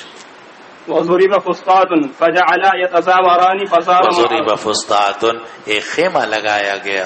جی. فجعلا يتزاوران فصار معاذ ابا موسى. يتزاوران ایک دوسرے کی زیارت کرتے تھے، یعنی جب وہ گزرتے تھے تو ان سے ملتے تھے، وہ اس علاقے کے قریب جاتے تھے تو مل لیتے. جی. فإذا رجل موثق قال ما هذا؟ فقال أبو موسى يهودي أسلم ثم ارتد. فقال معاذ لأضربن عنقه. تابعه العقدي ووحب عن شعبة وقال وقيل والنصر وأبو داود عن شعبة عن سعيد عن أبيه عن جده رضي الله عنه وعنهم عن النبي صلى الله عليه وسلم. رواه جرير بن عبد الحميد عن شيباني عن ابي بردة. اب دیکھو یہ جو روایت ہے اس میں یسرا ولا تعسرا وبشرا ولا تنفرا، اس روایت میں تتابعا بھی ہے، لیکن یہی روایت آگے جب آئے گی اس میں ایک اور بھی لفظ ہے ولا تختلفا، کہ ایک دوسرے سے اختلاف نہ کرنا. اس لیے علماء کو چاہیے کہ وہ عام لوگوں کے سامنے اختلافات ذکر نہ کریں. اس لیے ہمارے جو اکابر ہے، پنجاب میں تو بہت رواج ہے کہ ممبر پہ بیٹھتے ہی اختلاف شروع کر دیتے ہیں، لیکن ہمارے اکابر بہت اس کی احتیاط کرتے ہیں کہ ممبر پر یا عام مجالس میں اختلافی مسائل ذکر نہ کیے جائیں، اس لیے کہ اس میں عام مسلمانوں کے دین کا نقصان ہے. عام مسلمان دین سے بدظن ہو جاتا ہے. تو اس لیے نبی کریم صلی اللہ علیہ وسلم نے بھی یہی حکم دیا کہ لوگوں کو بشارت دو، لوگوں کو دین سے متنفر مت کرو، آپس میں اتفاق سے رہو، اختلاف مت کرو. چلو جی. بسم اللہ الرحمن الرحیم. نام عبید اللہ، والد صاحب کا نام محمد زبیر، تعلق ضلع منصر سے، درجہ اولا سے درجہ سادسہ تک دارالعلوم فاروقیہ راولپنڈی میں پڑھے اور درجہ سابعہ سے یہاں زیر تعلیم ہوں، 8ویں تعلیم MA۔ ماشاءاللہ۔ بالسند المتصل منا الى الامام البخاري رحمه الله تعالى ومتعنا بعلومه ورقاته آمين۔ قال حدثني عباس بن وليد قال حدثنا عبد الواحد عن أيوب بن عائز قال حدثنا قيس بن مسلم قال سمعت طارق بن شهاب يقول حدثني أبو موسى العشري رضي الله تعالى عنه وعنهم قال بعثني رسول الله صلى الله عليه وسلم إلى أرض قومي فجئت ورسول الله صلى الله عليه وسلم منيعا بالأبطح فقال أحدثت يا عبد الله بن قيس؟ قلت نعم يا رسول الله. قال كيف قلت؟ قال قلت لبيك إهلال كإهلالك. قال فهل سقت معك هديا؟ قلت لم أسق. قال فطف بالبيت واسعى بين الصفا والمروة ثم حل. ففعلت حتى مشدت لي امرأة من نساء بني قيس فمكثنا بذلك حتى استخلف عمر. ابو موسیٰ اشعری رضی اللہ عنہ نے مجھے حدیث سنائی کہ رسول اللہ صلی اللہ علیہ وسلم نے مجھے اپنی قوم کی زمین کی طرف بھیجا، یعنی یمن کی طرف بھیجا گورنر بنا کر۔ کون سی ہجری میں؟ 9 ہجری میں۔ پھر 10 ہجری میں جب حجۃ الوداع ہوا اور نبی کریم صلی اللہ علیہ وسلم مدینہ منورہ سے حج کرنے کے لیے مکہ مکرمہ تشریف لائے تو یہ جو ابو موسیٰ اشعری تھے یہ یمن سے چلے اور آ کر نبی کریم صلی اللہ علیہ وسلم سے ملاقات کی مکہ مکرمہ میں۔ اب انہوں نے احرام تو باندھا تھا لیکن انہوں نے یہ تعیین نہیں کی تھی کہ احرام صرف حج کا ہے یا حج عمرہ دونوں کا ہے۔ تو نبی کریم صلی اللہ علیہ وسلم نے ان سے پوچھا کہ تم نے کون سا احرام باندھا ہے؟ انہوں نے عرض کیا کہ یا رسول اللہ میں نے تو یہ کہا ہے کہ جیسا رسول اللہ کا احرام ویسے ہی میرا احرام۔ آپ نے فرمایا میں نے تو حج عمرہ دونوں کا احرام باندھا ہے اور ہم ہدی کے جانور بھی لے کر آئے ہیں، تو تم بھی عمرہ اور حج دونوں کا احرام رکھو اور ہدی کے جانور اگر نہیں لائے تو تم حلال ہو جاؤ۔ اچھا ہاں جی تھوڑا سا فرق ہو گیا، ترجمہ پہلے لے لو۔ رسول اللہ صلی اللہ علیہ وسلم نے مجھے قوم کی زمین کی طرف بھیجا تو میں آیا، کہاں آیا؟ مکہ۔ کون سی اس میں؟ 10 ہجری میں۔ اور رسول اللہ صلی اللہ علیہ وسلم ابطح میں اترے ہوئے تھے۔ فرمایا کہ عبداللہ ابن قیس کیا تم نے حج کا احرام باندھ لیا؟ میں نے عرض کیا کہ ہاں یا رسول اللہ۔ آپ نے فرمایا تم نے کیا کہا؟ کہا جی میں نے کہا لبیک احلال کا احلالک، کہ میں حج کا تلبیہ پڑھ رہا ہوں جیسا کہ آپ نے تلبیہ پڑھا۔ یہ احل یحل احلال کہتے ہیں آواز بلند کرنا۔ برات الاستحلال آپ نے پڑھا ہوگا، تو میں نے آواز بلند کی جیسے نبی نے اپنی آواز بلند کی، اور مراد ہے لبیک کہنا۔ تو آپ نے فرمایا کیا تم اپنے ساتھ جانور لے کر آئے ہو؟ میں نے عرض کیا میں جانور نہیں لایا۔ آپ نے فرمایا چونکہ تم جانور لے کر نہیں آئے تو تم بیت اللہ کا طواف کرو، صفا مروہ کے درمیان سعی کرو اور پھر حلال ہو جاؤ۔ اور میں نے ایسا ہی کیا، میں حلال ہو گیا۔ یہاں تک کہ ایک عورت نے کنگھی کی جو بنو قیس کی عورتوں میں سے تعلق رکھتی تھی، یعنی کنگھی بھی کی اس نے میری، وَمَكُثْنَا بِذَلِكَ، اور ہم اسی کے ساتھ ٹھہرے رہے، یعنی ہم دونوں کام کرتے رہے، عمرہ بھی اور احرام بھی، عمرہ بھی اور حج بھی، حتی استخلف عمر، یہاں تک کہ عمر خلیفہ بن گئے۔ اب یہ تھوڑی سی بات الجھی ہوئی ہے لیکن آپ کو میں تھوڑا سا خلاصہ سمجھا دیتا ہوں۔ آگے روایتوں میں آئے گا اور بخاری اول میں بھی یہ ساری بات آئے گی کہ جو مشرکین مکہ تھے اسلام سے پہلے اشہر حج کے اندر عمرہ کرنے کو یا حج کے ساتھ عمرہ کرنے کو افجر الفجور سمجھتے تھے، بڑا گناہ ہے یہ۔ وہ کہتے تھے صرف حج کرنا چاہیے یا صرف عمرہ کرنا چاہیے، حج اور عمرے کو وہ جمع نہیں کرتے تھے۔ نبی کریم صلی اللہ علیہ وسلم حجۃ الوداع کے موقع پر جب مدینہ منورہ سے روانہ ہوئے اور مکہ مکرمہ پہنچے تو آپ نے یہ اعلان کیا کہ جو لوگ اپنے ساتھ ہدی کا جانور لے کر آئے ہیں وہ تو حلال نہ ہوں، اور یہ فرمایا کہ میں بھی ہدی کا جانور لے کر آیا ہوں اور میں نے حج کی نیت کی ہے اس لیے میں حلال نہیں ہوں گا۔ لیکن جو لوگ ہدی کے جانور لے کر نہیں آئے وہ اس حج کو عمرے میں تبدیل کر دیں، اس حج کو عمرے میں تبدیل کر دیں، بیت اللہ کا طواف کریں، صفا مروہ کے درمیان سعی کریں اور اس کے بعد حلال ہو جائیں. یعنی جو بات آپ نے یہاں ابو موسیٰ اشعری سے ارشاد فرمائی وہی بات آپ نے اس سے پہلے تمام صحابہ میں اعلان کر چکے تھے. اور پھر آپ نے اس موقع پر ایک جملہ بھی فرمایا تھا جو بخاری میں کئی جگہ آئے گا کہ دخلت العمرۃ للابد، کہ اب ہمیشہ ہمیشہ کے لیے عمرہ حج میں داخل ہو گیا ہے. چنانچہ آپ جانتے ہیں کہ اب حج کی 3 قسمیں ہو گئی ہیں، حج افراد، حج تمتع اور حج قران. خالی حج کا احرام باندھیں تو افراد ہے، پہلے عمرہ کریں پھر حج کریں تمتع ہے، اور عمرہ اور حج دونوں کا اکٹھے کریں تو قران ہے. لیکن اسلام سے پہلے صرف افراد ہی افراد ہوتا تھا، اس میں تمتع قران کا کوئی تصور نہیں تھا، کوئی تصور ہی نہیں تھا.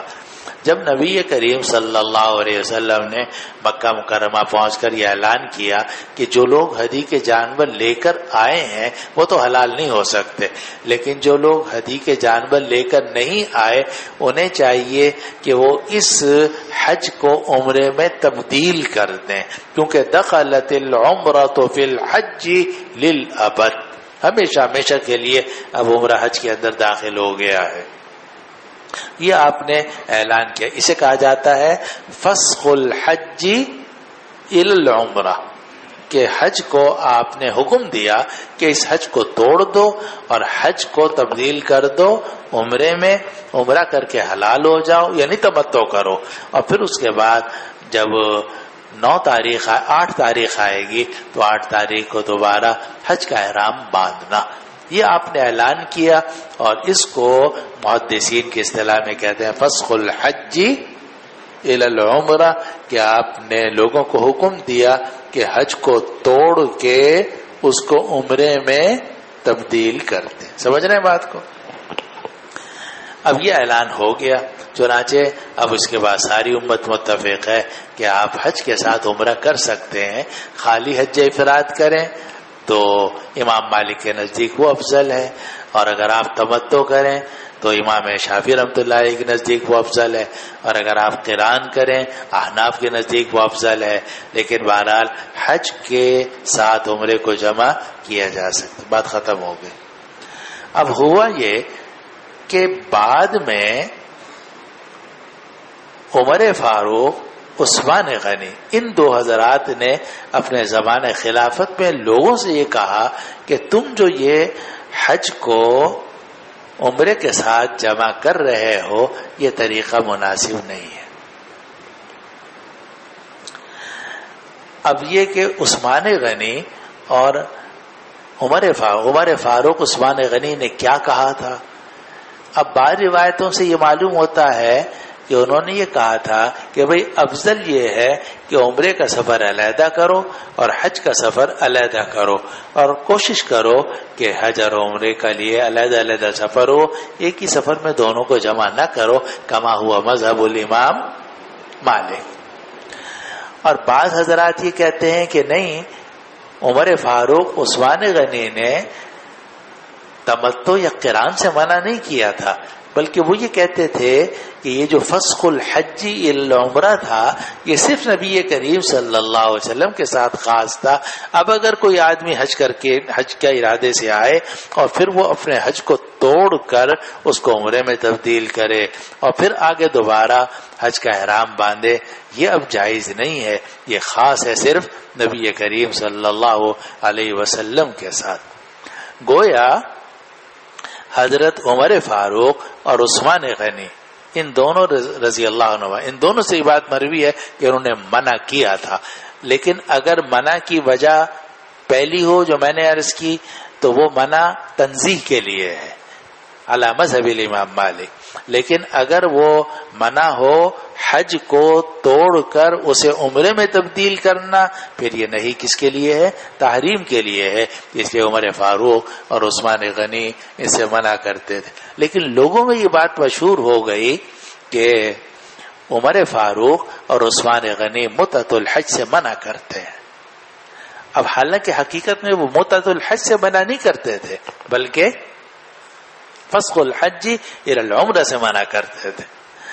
اب یہاں دیکھو، یہاں روایت میں یہ ہے کہ میں نے ایسا ہی کیا کہ کیا مطلب کہ میں نے اس حج کو عمرے میں توڑا اور عمرے میں تبدیل کر کے میں حلال ہو گیا اور کنگھی بھی کی، حالانکہ کنگھی میں بال وغیرہ گرتے ہیں. میں نہایا بھی اور بنو قیس کی عورتوں میں سے ایک عورت نے میری کنگھی بھی کی. وَمَكَثْنَا بِذَلِكَ، اور ہم اسی کے ساتھ ٹھہرے رہے، یعنی ہم حج کے زمانے میں عمرہ کرتے رہے حَتَّى اسْتُخْلِفَ عمر، یہاں تک کہ عمر خلیفہ بن گئے. جب عمر خلیفہ بن گئے تو عمر نے کیا کہا کہ اب اس حج کو آپ عمرے میں تبدیل نہیں کر سکتے. یہ خصوصیت تھی صرف نبی کریم صلی اللہ علیہ وسلم کی. چلو جی وبه قال حدثني حبان قال أخبرنا عبد الله عن زكريا بن إسحاق عن يحيى بن عبد الله بن سيفي عن أبي معبد مولى بن عباس عن ابن عباس رضي الله تعالى عنهما وعنهم قال قال رسول الله صلى الله عليه وسلم لمعاذ بن جبل حين بعثه لليمن إنك ستأتي قوما من أهل الكتاب فإذا جئتهم فادعوهم إلى أن يشهدوا أن لا إله إلا الله وأن محمد رسول الله فإنهم أطاعوا لك بذلك فأخبرهم أن الله قد فرض عليكم 5 صلوات في كل يوم وليلة فإنهم أطاعوا لك بذلك فأخبرهم أن الله قد فرض عليكم صدقة تؤخذ من أغنيائهم فترد على فقرائهم فإنهم أطاعوا لك بذلك فإياك وكرائم أموالهم واتق دعوة المظلوم فإنه ليس بينه وبين الله حجاب. قال أبو عبد الله طوعت طاعت وأطاعت لغة تعت وتعت وأطاعت.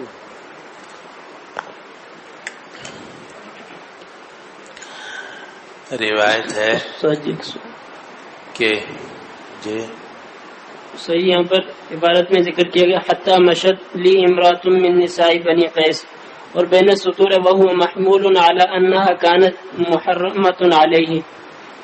صحیح، تو اس سے معلوم ہوتا ہے کہ وہ غیر محرم عورت تھی، تو انہوں نے کچھ یقینی تو نہیں ہے نا، کچھ کہہ نہیں سکتے کہ کون عورت تھی. ہو سکتا ہے کہ وہ محرم ہو سکتا ہے نامحرم ہو، مگر بوڑھی ہو، اما ہو تو اس سے تو مسافہ بھی جائز ہے. چنانچہ اس میں لکھا ہوا ہے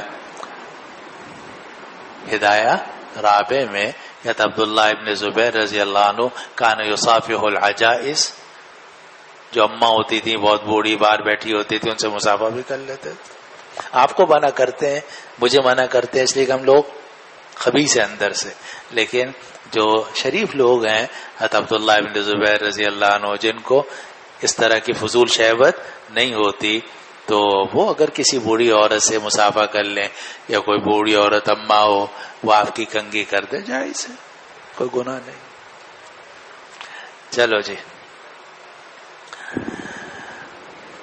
اللہ. روایت نقل کی کہ آپ نے حضرت معاذ بن جبل کو یمن کی طرف بھیجا اور فرمایا تم اہل کتاب کے کچھ لوگوں کی طرف جاؤ گے، کیونکہ یمن کے اندر عیسائی بہت تھے.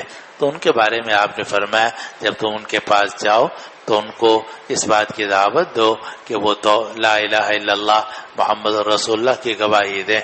اگر وہ اس کی اطاعت کر لیں پھر ان کو یہ بات بتلانا کہ اللہ تعالیٰ نے تمہارے اوپر 5 نمازیں فرض کی ہیں ہر دن اور رات میں.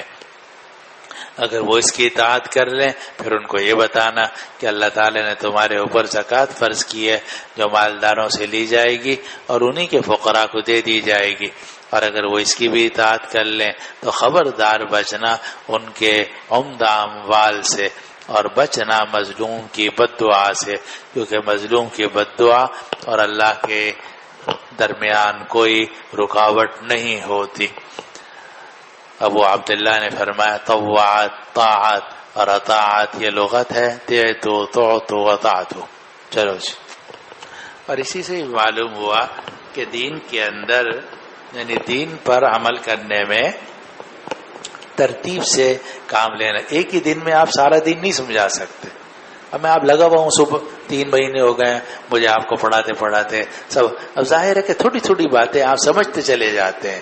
تو اسی طرح نبی کریم صلی اللہ علیہ وسلم نے ترتیب کے ساتھ پہلے ان کو دین کی دعوت دو، جب وہ دین کی دعوت قبول کر لیں پھر نماز کا بتاؤ، پھر نماز قبول کر لیں تو پھر اس کے بعد ان کو بتاؤ کہ سال میں ایک مرتبہ زکوٰۃ دیں۔ اگر آپ ایک لمبی چوڑی فہرست اس کے ہاتھ میں دے دو گے نا، کافر کے ہاتھ میں، تو بھاگ جائے گا وہ، لیکن اگر آپ اس کو ایک ایک کر کے آہستہ آہستہ دین کی باتیں بتاتے چلے جاؤ اور عمل کرواتے چلے جاؤ تو دین آسان ہو جائے۔ دین کو ہمیشہ آسان رکھنا چاہیے۔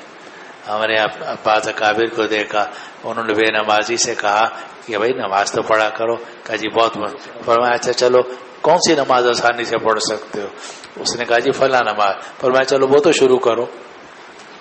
اب یہ کہنا کہ بھائی اگر یہ نہیں پڑھ سکتے تو باقی 4 نہیں پڑھ سکتے تو یہ بھی نہ پڑھو، یہ تو غلط ہے نا۔ کم از کم جتنا ہو سکتا ہے وہ تو کام شروع کرواؤ، ترتیب ہوتی ہے دین آسان ہو جاتا ہے۔ چلو جی۔ وبه قال حدثنا سليمان بن حرب قال حدثنا شعبة عن حبيب بن أبي ثابت عن سعيد بن جبير عن عمرو بن ميمون أن معاذ لما قدم اليمن صلى بهم الصبح فقرأ واتخذ الله إبراهيم خليلا فقال رجل من القوم لقد قرت عين أم إبراهيم. زاد معاذ عن شعبة عن حبيب عن سعيد عن عمرو أن النبي صلى الله عليه وسلم بعث معاذا إلى اليمن فقرأ معاذ في صلاة الصبح سورة النساء فلما قال واتخذ الله إبراهيم خليلا قال رجل خلفه قرت عين أم إبراهيم. اب یہ روایت ہے کہ معاذ بن جبل رضی اللہ عنہ جب یمن پہنچے تو وہ نمازیں خود پڑھاتے تھے، خاص طور پر فجر کی نماز، تو فجر کی نماز پڑھائی تو اس میں سورت پڑھی تو اس میں آتا ہے واتخذ اللہ ابراہیم خلیلا، سورۃ النساء میں واتخذ اللہ ابراہیم خلیلا۔ تو پیچھے ایک آدمی تھا، اس نے جملہ کہا لقد قرت عین ام ابراہیم، ابراہیم کی امی کی آنکھیں تو بہت ٹھنڈی ہو گئی ہوں گی کہ اللہ نے میرے بیٹے کو اپنا دوست بنا لیا۔ اگلی روایت بھی یہی ہے کہ صبح کی نماز میں سورۃ النساء پڑھی تو جب معاذ بن جبل اس جگہ میں پہنچے واتخذ اللہ ابراہیم خلیلا، تو ایک آدمی پیچھے سے کہنے لگا قرت عین ام ابراہیم، ابراہیم علیہ السلام کی امی کی آنکھیں تو ٹھنڈی ہو گئی ہوں گی۔ اب یہ جو اس سے نماز فاسد ہوئی یا نہیں، یہ مسئلہ کھڑا ہو گیا۔ پیچھے اگر کوئی آدمی یہ کہے تو آیا اس کی نماز فاسد ہوئی یا نہیں؟ تو امام شافعی رحمۃ اللہ علیہ فرماتے ہیں کہ اگر جہل ہو تو اس صورت میں نماز فاسد نہیں ہوتی۔ امام شافعی رحمۃ اللہ علیہ کے نزدیک جہلن کہا جائے یا نسیانن ہو، جہل اور نسیان ان کے یہاں معاف ہے، اس سے نماز فاسد نہیں ہوتی۔ اور امام مالک رحمۃ اللہ علیہ کے نزدیک اگر اصلاح صلاۃ کی وجہ سے کلام کیا جائے تو نماز فاسد نہیں ہوتی، لیکن ہمارے نزدیک تو ہر صورت میں نماز فاسد ہو جاتی ہے۔ تو اگر احناف کا مذہب لیا جائے، اگر امام شافعی رحمۃ اللہ علیہ کا مذہب لیا جائے تو یہ کہا جائے گا کہ اس آدمی نے جہلن کہا تھا یا نسیانن کہا تھا، اس لیے اس کی نماز فاسد نہیں ہوئی۔ اور اگر احناف کا مذہب لیا جائے تو پھر 2 تعبیلیں کی گئیں۔ ایک تعبیل یہ کی گئی کہ اس کو بعد میں معاذ بن جبل رضی اللہ عنہ نے اعادے کا حکم دیا ہوگا اور اس نے اعادہ کیا ہوگا اگرچہ مروی نہیں ہے۔ اور دوسری تعویل یہ کی گئی ہے کہ ہو سکتا ہے کہ وہ بھی جماعت میں شریک ہی نہ ہوا ہو، اس نے صورت آیت پڑھی سنی ہو تو نماز سے باہر ہی اس نے زور سے کہہ دیا ہو لقد قرت عین ام ابراہیم، تو اگر نماز سے باہر کہا ہو تو بھی کوئی حرج نہیں۔ اور ایک تیسری تعبیر کی حضرت گنگوہی رحمۃ اللہ علیہ، حضرت گنگوہی بہت بڑے آدمی ہیں، حضرت گنگوہی قدس اللہ سرہ نے فرمایا کہ یہ بھی تو ہو سکتا ہے کہ اس نے دعا دی ہو کہ یا اللہ ابراہیم کی امی کی آنکھیں ٹھنڈی ہو جائیں، اور اگر نماز کے اندر دعا دی جائے تو نماز کے اندر دعا سے نماز فاسد نہیں ہوتی۔ یہ حضرت گنگوہی رحمۃ اللہ علیہ کی تعبیر۔ چلو جی۔ نام سیف اللہ خالد، والد صاحب کا نام خالد صدیق، تعلق راولپنڈی سے ہے۔ ابتدائی 7 درجات دارالعلوم فاروقیہ راولپنڈی میں پڑھے، اصلی تعلیم BA تک ہے، حافظ قرآن وہ روزانہ 1.5 پڑھنے کا معمول ہے۔ ماشاء اللہ۔ بسم اللہ الرحمن الرحیم۔ باب بعث علی بن ابی طالب وخالد بن الولید رضی اللہ عنہما الى الیمن قبل حجۃ الوداع۔ حجۃ الوداع سے پہلے آپ نے علی بن طالب اور خالد بن الولید کو یمن کی طرف بھیجا تھا۔ جی اصل میں ہوا یہ تھا کہ سن 9 ہجری میں آپ نے خالد بن الولید کو یمن بھیجا، وہ وہاں کچھ عرصہ رہے، پھر آپ نے حضرت علی کو بھیجا اور کہا کہ تم خالد کو واپس بھیج دو اور تم وہاں ان کی جگہ میں اقامت اختیار کرو، چنانچہ وہ وہاں ٹھہر گئے۔ پھر اس کے بعد جب حجۃ الوداع ہوا تو حضرت علی وہاں سے چلے اور مکہ مکرمہ آ کر ان کی ملاقات ہوئی نبی کریم صلی اللہ علیہ وسلم سے، اور نبی کریم صلی اللہ علیہ وسلم حضرت فاطمہ رضی اللہ عنہ کو بھی لائے تھے، اپنے ازواج مطہرات کو بھی لائے تھے، حضرت فاطمہ رضی اللہ عنہ کو بھی لائے تھے، اور یہ سب لوگ جمع ہوئے ہیں مکہ مکرمہ میں۔ چلو جی۔ وبالسند المتصل منا إلى إمام البخاري رحمه الله تعالى ومتعنا بعلومه وبركاته آمين. قال حدثني أحمد بن عثمان قال حدثنا شريح بن مسلمة قال حدثنا إبراهيم بن يوسف بن إسحاق بن أبي إسحاق قال حدثني أبي عن أبي إسحاق قال سمعت البراء رضي الله عنه وعنهم قال بعثنا رسول الله صلى الله عليه وسلم مع خالد بن الوليد إلى اليمن قال ثم بعث علي رضي الله تعالى عنه بعد ذلك مكانه فقال مر أصحاب خالد من شاء منهم أن يعقب معك فليعقب ومن شاء فليقبل فكنت في من عقب معه قال فغنمت أواق ذوات عدد۔ روایت ہے کہ میں نے براء ابن عازب رضی اللہ عنہ کو سنا کہ رسول اللہ صلی اللہ علیہ وسلم نے ہمیں بھیجا خالد بن ولید کے ساتھ یمن کی طرف۔ راوی کہتے ہیں کہ بعد میں آپ نے حضرت علی کو بھیجا خالد بن الولید کی جگہ میں، اور آپ نے فرمایا کہ جو خالد کے ساتھی ہیں ان کو حکم دینا جو ان میں سے تمہارے ساتھ دوبارہ یمن کی طرف ہی رہنا چاہے تو یمن ہی کی چلا جائے، اور جو آدمی واپس مدینہ آنا چاہے وہ مدینے آ جائے۔ فَكُنْتُ فِي مَنْ عَقَّبَ مَعَهُ، میں ان لوگوں میں شامل تھا کہ جو علی کے ساتھ واپس دوبارہ چلے گئے یمن کی طرف۔ فغنمت اواق ذوات عدد، تو مجھے کئی اوقیہ چاندی حاصل ہوئی گنتی والی، یعنی وہاں ہم نے جہاد بھی کیا، مال غنیمت حاصل ہوا، اس میں کئی اوقیہ چاندی کے مجھے ملے۔ جی۔ وبه قال حدثني محمد بن بشار قال حدثنا روح بن عبادة قال حدثنا علي بن سويد بن منجوف عن عبد الله بن بريدة عن أبيه رضي الله عنه وعنهم قال بعث النبي صلى الله عليه وسلم عليا إلى خالد ليقبض الخمس وكنت أبغض عليا وقد اغتسل فقلت لخالد رضي الله عنه ألا ترى إلى هذا فلما قدمنا على النبي صلى الله عليه وسلم ذكرت ذلك له فقال يا بريدة أتبغض عليا فقلت نعم قال لا تبغضه فإن له في الخمس أكثر من ذلك۔ یہ جو حدیث ہے اس کا ایک پس منظر ہے، اور وہ پس منظر یہ ہے کہ خالد بن الولید کو آپ نے یمن بھیجا تھا رضی اللہ عنہ کو، بعد میں آپ نے حضرت علی کو بھیجا اور یہ کہا کہ خالد کے ساتھیوں میں سے جو وہاں رہنا چاہ رہے، جو واپس آنا چاہے وہ واپس آ جائے۔ حضرت علی وہاں رہے اور خالد بن الولید بھی وہاں کچھ عرصے رہے اور کچھ اور لوگ بھی رہے۔ وہاں خالد بن الولید کو بھی حضرت علی سے کچھ شکایتیں ہوئیں اور بھی کچھ لوگوں کو کچھ شکایتیں ہوئیں۔ ایک شکایت تو یہ ہوئی کہ حضرت علی رضی اللہ عنہ نے وہاں ایک باندی اپنے لیے پسند کی، اور امیر کو اختیار ہوتا ہے، اور پھر اس کے ساتھ انہوں نے ہم بستری بھی کی، اس سے پتہ نہیں ان کو کچھ ناگواری ہوئی۔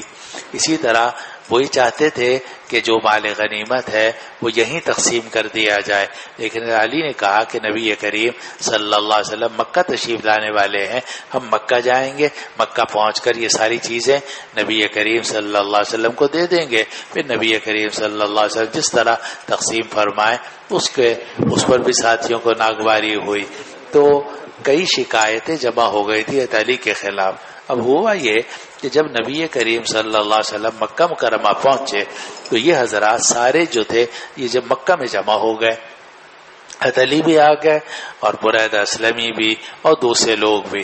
روایتوں میں آتا ہے کہ نبی کریم صلی اللہ علیہ وسلم تشریف رکھتے تھے، ایک آدمی کھڑا ہوا، اس نے حضرت علی رضی اللہ عنہ کی کوئی شکایت کی، پھر ادھر سے کوئی آدمی کھڑا ہوا، اس نے کوئی شکایت کی، پھر ادھر سے کوئی آدمی کھڑا ہوا، اس نے شکایت کی حضرت علی رضی اللہ عنہ کی۔ تو نبی کریم صلی اللہ علیہ وسلم کو اندازہ ہوا کہ یہ سب لوگ جو ہے نا حضرت علی کی مخالفت پر اکٹھے ہو کے آئے ہیں، اور پہلے سے انہوں نے آپس میں تیاری کی ہے کہ ادھر سے میں کھڑا ہوں گا، ادھر سے تم کھڑے ہو گئے۔ تو نبی کریم صلی اللہ علیہ وسلم کو یہ بات ناگوار ہوئی کہ اس طرح ایک پرانا صحابی جو 10 مبشرہ میں سے ہے، شروع سے اسلام کی خدمت کر رہا ہے، اور اب یہ نوجوان لوگ اس کے اوپر اس طریقے سے اعتراض کریں، تو آپ کو یہ بات بہت ناگوار ہوئی۔ اور اس وقت بھی آپ نے اپنی ناگواری کا اظہار کیا، جیسا کہ اس روایت میں آگے آنے والا ہے۔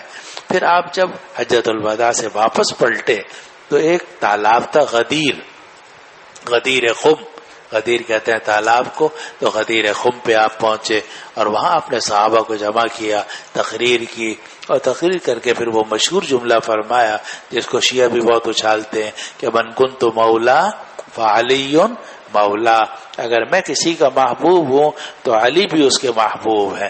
اور آپ نے یہ بھی کہا یا اللہ جو علی سے محبت جو مجھ سے محبت کرتا ہو، آپ جو علی سے محبت کرتا ہو آپ اس سے محبت کیجئے، اور جو علی سے نفرت کرتا ہو آپ اس سے نفرت کیجئے۔ تو چونکہ آگے خلافت انہی 4 کے پاس جانے والی تھی، ابوبکر صدیق، عمر فاروق، عثمان غنی، علی مرتضیٰ علی ترتیب الخلافہ، تو آپ چاہتے تھے کہ ان 4 کے بارے میں کسی کی زبان اور دل میں کوئی ایسی بات نہ ہو، اس لیے آپ نے حضرت علی رضی اللہ عنہ کا بہت دفاع کیا۔ اس روایت میں ہے کہ عبداللہ ابن بریدہ نے اپنے والد بریدہ اسلمی رضی اللہ عنہ سے روایت کی کہ نبی کریم صلی اللہ علیہ وسلم نے حضرت علی کو بھیجا خالد کی طرف تاکہ خمس پر قبضہ کر کے لے کر آئیں۔ وَكُنْتُ أُبْغِضُ عَلِيًّا، بریدہ اسلمی کہتے ہیں کہ مجھے حضرت علی سے کچھ نفرت تھی، وقد اغتسل، اور حال یہ تھا کہ انہوں نے غسل بھی کیا تھا، وہ غسل کیا تھا، وہ باندی کا واقعہ پیچھے ہے اس کے۔ فقلت لخالد، تو وہاں میں نے خالد بن الولید سے کہا الا ترى الى هذا، تم دیکھتے نہیں اس آدمی کو، علی کو؟ جب ہم نبی کریم صلی اللہ علیہ وسلم کی خدمت میں حاضر ہوئے، ذکرت ذلک لہ، تو میں نے یہ سارا واقعہ نبی کریم صلی اللہ علیہ وسلم کے سامنے ذکر کیا، تو رسول اللہ صلی اللہ علیہ وسلم نے فرمایا یا بریدہ اتبغض علیا، کیا تم علی سے بغض رکھتے ہو؟ فقلت نعم، سچے لوگ تھے، کوئی چکر تو دے والے تھے نہیں، ہم جیسا ہوتا نہیں حضرت، نہیں حضرت، لیکن وہ تو صاف آدمی تھے۔ کہا جی ہاں مجھے تو ان سے شکایتیں ہیں۔ کہا کہ تم بغض رکھتے ہو؟ کہا بغض رکھتا ہوں۔ وَلَا تُبْغِضْهُ، ان سے بغض مت رکھو، فَإِنَّ لَهُ فِي الْخُمْسِ أَكْثَرَ مِنْ ذَلِكَ، ان کا تو خمس میں اس سے بھی زیادہ حصہ تھا۔ اگر انہوں نے ایک باندھی لی ہے خمس میں سے اپنی حاجت کی بنا پر، کوئی گناہ نہیں کیا، اور وہ میری طرف سے اس کو اجازت تھی، اور وہ اس سے زیادہ لے سکتے تھے۔ چلو جی۔ وبه قال حدثنا قتيبة قال حدثنا عبد الواحد عن عمارة بن القعقاع بن شبرمة قال حدثنا عبد الرحمن بن أبي نعم قال سمعت أبا سعيد الخدري رضي الله عنه وعنهم يقول بعث علي بن أبي طالب إلى رسول الله صلى الله عليه وسلم من اليمن بذهيبة في أديم مقروز لم تحصل من ترابها، قال فقسمها بين 4 نفر، بين عيينة بن بدر وأقرع بن حابس وزيد الخيل، والرابع إما علقمة وإما عامر بن الطفيل. فقال رجل من أصحابه كنا نحن أحق بهذا من هؤلاء، قال فبلغ ذلك النبي صلى الله عليه وسلم فقال ألا تأمنوني وأنا أمين من في السماء، يأتيني خبر السماء صباحا ومساء.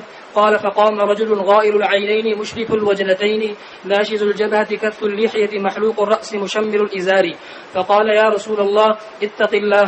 قال ويلك أولست أحق أهل الأرض أن يتقي الله؟ قال ثم ولى الرجل. قال خالد بن الوليد يا ألا أضرب عنقه؟ قال لا، لعله أن يكون يصلي. فقال خالد رضي الله عنه وكم من مصل يقول بلسانه ما ليس في قلبه. قال رسول الله صلى الله عليه وسلم إني لم أمر أن أنقب عن قلوب الناس ولا أشق بطونهم. قال ثم نظر إليه وهو مقفي فقال إنه يخرج من زئزئي هذا قوم يتلون كتاب الله رطبا لا يجاوز حناجرهم يمرقون من الدين كما يمرق السهم من الرمية، وأظنه قال لئن أدركتهم لأقتلنهم قتل ثمود. حضرت علی بن ابی طالب رضی اللہ عنہ نے رسول اللہ صلی اللہ علیہ وسلم کی طرف یمن سے کچھ سونا بھیجا ایک چمڑے کے اندر، جس چمڑے کو طباقت دی جا چکی تھی، لم تحصل من ترابها، لیکن سونا کچا تھا اور مٹی سے اس کو علیحدہ نہیں کیا گیا تھا. لم تحصل من ترابها، اس ذہیبہ کو، سونے کو مٹی سے علیحدہ حاصل نہیں کیا گیا تھا، گویا کان سے نکلا تھا. کچی حالت میں ہی حضرت علی رضی اللہ عنہ نے نبی کریم صلی اللہ علیہ وسلم کے پاس بھیج دیا. آپ نے وہ سونا تقسیم کر دیا 4 آدمیوں میں، اور یہ چاروں کے چاروں طلقاء تھے، ابھی مسلمان ہوئے تھے کچھ عرصے پہلے، اور ساتھ ساتھ یہ اہل مکہ کے تھے. اور ان میں ایک عیینہ ابن بدر الفزاری، اقرع ابن حابس اور زید الخیل، ان کا نام زید الخیل تھا. بعد میں نبی کریم صلی اللہ علیہ وسلم نے ان کے نام کے لام کو تبدیل کر دیا را سے، اور فرمایا آج سے تم زید الخیر ہو، خیر ہو.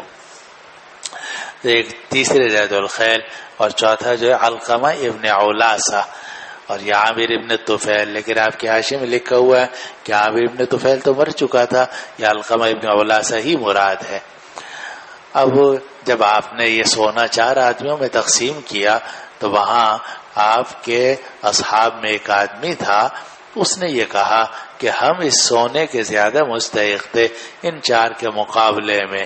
راوی کہتے ہیں کہ یہ خبر پہنچ گئی نبی کریم صلی اللہ علیہ وسلم کو. آپ نے فرمایا تم مجھے امین نہیں سمجھتے، حالانکہ میں امین ہوں اس ذات کا جو آسمان میں ہے، اور آسمان کی خبر یعنی وحی میرے پاس آتی ہے صبح بھی شام بھی. قال سے مراد راوی کہتے ہیں قال کے اوپر جو صلی اللہ علیہ وسلم لکھا ہے بالکل غلط ہے.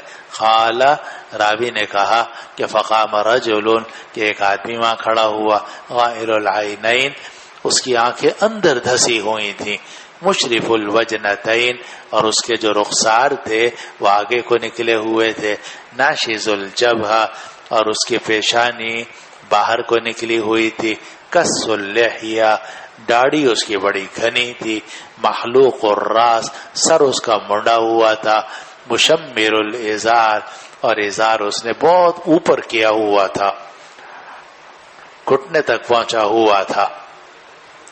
اس نے کہا یا رسول اللہ اتق اللہ، اے اللہ کے رسول اللہ سے ڈریے. یعنی آپ یہ تقسیم کر رہے ہیں، نعوذ باللہ نعوذ باللہ، مقصد یہ تھا یہ تقسیم صحیح نہیں ہے، آپ اللہ سے ڈریے. آپ نے فرمایا اولست احق اہل الارض، اولست احق اہل الارض ان یتقی اللہ، کیا میں تمام زمین والوں میں سب سے زیادہ اس بات کا حقدار نہیں ہوں کہ وہ اللہ سے ڈرے؟ یعنی جتنی مخلوق ہے ان سب میں سب سے زیادہ ڈرنے والا تو میں ہی ہوں، مجھے ہی سب سے زیادہ ڈرنا چاہیے. ثم بر الرجل، راوی کہتے ہیں پھر وہ آدمی پھس پھیر کے جانے لگا تو خالد بن الولید نے عرض کیا یا رسول اللہ کیا میں اس کی گردن مار دوں؟ قال اللہ، فرمایا گردن مت مارو، لعلہ ان یکون یصلی، ہو سکتا ہے کہ نماز پڑھتا ہو. فقال خالد بن الولید نے عرض کیا وکم من مصلٍ، کتنے نمازی ایسے ہیں کہ جو زبان سے تو کلمہ وغیرہ پڑھتے ہیں لیکن دل میں نہیں ہوتا. رسول اللہ صلی اللہ علیہ وسلم نے فرمایا انی لم اومر ان انقب عن قلوب الناس، مجھے یہ حکم نہیں دیا گیا کہ میں لوگوں کے دلوں میں سوراخ لگاؤں. نقب کہتے ہیں سوراخ کو، کہ میں لوگوں کے دلوں میں نقب لگاؤں. ولا اشق بطونہم، اور مجھے یہ حکم بھی نہیں دیا گیا کہ میں ان کے پیٹ کو چیر کر کے دیکھوں کہ اندر ایمان ہے یا نہیں ہے. اور یہ طریقہ تھا نبی کریم صلی اللہ علیہ وسلم کا کہ منافق آتے تھے، آ کے کلمہ پڑھ لیتے تھے، آپ ان کو مسلمان سمجھتے تھے، حالانکہ آپ کو بذریعہ وحی معلوم ہوتا تھا اور قرائن سے بھی آپ کو اندازہ ہوتا تھا کہ یہ اندر سے مسلمان نہیں ہے. اور ان کے منافق ہونے کی آپ حضرت حذیفہ رضی اللہ عنہ اور دوسرے صحابہ کو اطلاع بھی دے دیتے تھے، لیکن آپ ظاہر میں ان کو مسلمان ہی سمجھتے تھے. وہ ظاہر میں اپنے آپ کو مسلمان سمجھتے تھے، آپ ظاہر میں ان کو مسلمان سمجھتے تھے. یہ آپ کا ہمیشہ کا طریقہ رہا ہے. اور یہ بھی اس آدمی کے بارے میں بھی آپ نے یہ فرمایا، ہو سکتا ہے نماز پڑھتا ہو، جب نماز پڑھتا ہو تو مسلمان ہے، حتی الامکان مسلمان کو میں قتل نہیں کرنا چاہتا۔ انہوں نے کہا ہو سکتا ہے منافق ہو، فرمایا منافق ہو تو مجھے یہ حکم نہیں ہے کہ میں لوگوں کے دلوں کو چیر کے دیکھوں یا سوراخ کر کے دیکھوں کہ اندر ایمان ہے یا نہیں۔ اور یہ وہ بات ہے جو آپ نے ایک دوسری حدیث میں بھی ارشاد فرمائی، جو مشکات میں آپ نے پڑھی، میں نے بھی بتائی تھی کہ من صلی صلاتنا واستقبل قبلتنا واکل ذبیحتنا فذلک المسلم۔ ایک آدمی یہ نماز پڑھتا ہے اور روزہ رکھتا ہے، ہم اس کو مسلمان سمجھیں گے، باقی اندر سے وہ کافر ہے یا مسلمان ہے یہ ہماری بحث سے خارج ہے۔ یہ معاملہ ہے کس کا؟ اللہ سبحانہ و تعالی کا، انہ علیم بذات الصدور، وہ سینوں کو جاننے والا ہے، وہ آخرت میں فیصلہ کرے گا کہ کون منافق تھا اور کون مسلمان تھا۔ تو آپ نے یہ بات فرمائی کہ مجھے یہ حکم نہیں دیا گیا کہ میں لوگوں کے دلوں کو میں لقب لگاؤں اور لوگوں کے پیٹ کو چیر کے دیکھوں۔ اور یہ بڑا اصول ہے مولانا، اس میں بھی آج کل بہت کچھ عرصے پہلے تو بہت غلطی ہو رہی تھی، اب کچھ کم ہو گئی ہے کہ ہم سب اندر پر فیصلے لگانا شروع کر دے، حالانکہ ہمیں اندر کے فیصلوں کا اختیار نہیں ہے۔ آپ 400 زیادہ ہیں، آپ کہتے ہیں ہم مسلمان ہیں، ہم سمجھتے ہیں ہم مسلمان، بس من صلی صلاتنا واستقبل قبلتنا واکل ذبیحتنا فذلک المسلم الذی لہ ذمۃ اللہ وذمۃ رسولہ ودخل مدرستنا، ہمارے مدرسے میں داخل ہو گیا، اپنا نام اس نے لکھ دیا مسلمانوں والا، ہم اس کو مسلمان سمجھیں گے، باقی اندر سے وہ کیا ہے وہ جانے، اس کا اللہ جانے۔ ہم اس کو کافر نہیں قرار دے سکتے جب تک کہ ہمارے پاس دلیل قطعی ایسی نہ ہو کہ بدلیل قطعی لا شبہۃ فیہ، اگر شبہ بھی ہوگا تو بھی ہم مسلمان سمجھتے رہیں گے، لیکن جب شبہ بھی ختم ہو جائے گا اور ایسی وہ کوئی بات کر دے گا یا ایسا کام کر لے گا کہ جس میں کفر کے علاوہ کوئی احتمال اور باقی نہیں رہے گا، پھر مجبور ہو کر ہم اس کے اوپر کفر کے احکام جاری کریں گے۔ اور یہی طریقہ تھا رحمت عالم صلی اللہ علیہ وسلم کا، آپ نے صاف اعلان کر دیا کہ مجھے یہ حکم نہیں دیا گیا کہ میں لوگوں کے دلوں میں سوراخ کر کے دیکھوں، اندر ڈال کے کہ اندر ایمان ہے یا نہیں ہے، اور پیٹ چیر کر کے دیکھوں کہ اندر ایمان اور تقوی موجود ہے یا نہیں۔ ہم تو ظاہر کے مکلف ہیں، ظاہر کے مطابق فیصلہ ہو جائے گا، باقی معاملہ آخرت کا اللہ تعالیٰ کے سپرد ہے۔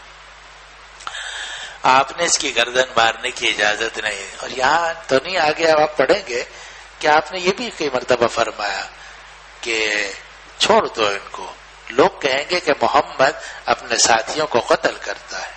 چنانچہ رسول اللہ صلی اللہ علیہ وسلم نے اپنے کسی بھی گستاخی کرنے والے کو عام حالات میں قتل نہیں کیا، اور فرماتے تھے کہ مجھے یہ بات پسند نہیں ہے کہ لوگ یہ کہیں کہ محمد اپنے ساتھیوں کو، ان محمدن یقتل اصحابہ، آگے روایت آنے والی ہے، بخاری میں کئی جگہ آئے گی کہ لوگ یہ کہیں گے کہ محمد اپنے ساتھیوں کو قتل کرتا ہے، اس لیے آپ ان لوگوں کو چھوڑ دیتے تھے، معاف کر دیتے تھے، صبر سے کام لیتے تھے۔ تو یہاں بھی آپ نے فرمایا کہ مجھے یہ حکم نہیں دیا گیا کہ میں لوگوں کے دلوں میں نقب لگا۔ پھر آپ نے اس آدمی کو دیکھا وہو مخفر، اور حال یہ تھا کہ وہ واپس جا رہا تھا۔ آپ نے فرمایا اس کی نسل سے ایسے لوگ نکلیں گے جو کتاب اللہ کی تلاوت کریں گے تازہ تازہ، مگر یہ کتاب اللہ ان کے گلے سے تجاوز نہیں کرے گا، اور وہ دین کامل سے نکل جائیں گے جیسا کہ تیر شکار کے اندر سے نکل جاتا ہے۔ اور میرا گمان یہ ہے کہ آپ نے فرمایا اگر میں نے ان کو پا لیا تو میں ان کو قتل کروں گا جیسے قوم سمود کو قتل کیا گیا تھا۔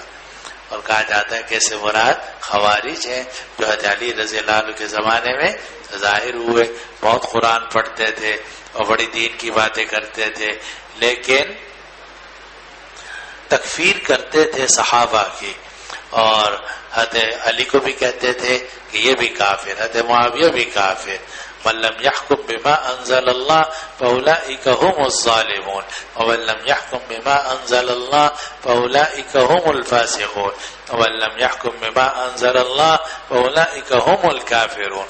اور یہ کہتے تھے کہ حضرت علی، حضرت معاویہ اور ان سب حضرات نے تحکیم بدون ما انزل اللہ کو قبول کر لیا، اس لیے یہ ظالم بھی ہیں، فاسق بھی ہیں، کافر بھی ہیں، اور جو نہ مانے وہ بھی کافر ہے. یہ خوارج کا نعرہ تھا. اور پھر بعد میں شروع میں حضرت علی رضی اللہ عنہ نے ان کو کچھ نہیں کہا، لیکن جب انہوں نے بغاوت کی تو بغاوت کرنے کے بعد حضرت علی رضی اللہ عنہ نے پھر باغی ہونے کی بنا پر ان کو قتل کیا. اور یہ بھی روایت میں آتا ہے کہ ویسے بہت نیک لوگ تھے، اتنے نیک تھے کہ ان کے قرآن بہت پڑھتے تھے، اور کثرت سجود کی وجہ سے ان کے یہاں نشانات پڑ گئے تھے، گھٹنوں پہ نشانات تھے، ہاتھوں پہ نشانات تھے، مگر اتنے زیادہ نیک ہو گئے تھے کہ ان کی نیکی جو تھی وہ حد سے ہی خارج ہو گئی تھی. اور یہ اتنے نیک ہو گئے تھے کہ صحابہ کو بھی یہ سمجھتے تھے کہ صحابہ نیک نہیں ہیں، اور صحابہ کو دین کا پتہ نہیں چلا، ہمیں پتہ چل گیا ہے. تو یہ صحابہ شروع میں تو سمجھتے رہے کہ بے وقوف ہے یہ، اور یہ بے وقوف ہے کیا کہیں. بعد میں پھر جب انہوں نے بغاوت کر لی اور حرورہ مقام پر جمع ہو گئے، پھر حضرت علی رضی اللہ عنہ نے لشکر لے کر آگے بڑھے اور ان کو قتل کیا. اور ملا علی قاری رحمہ اللہ نے لکھا کہ جب حضرت علی رضی اللہ عنہ نے خوارج کو قتل کیا ہے تو کسی نے پوچھا کہ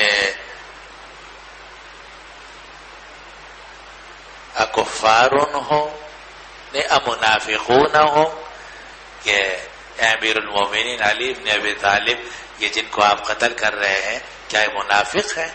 فرمایا لا، ان المنافقین لا یذکرون اللہ الا قلیلا وہؤلاء یذکرون اللہ بکرۃ واصیلا.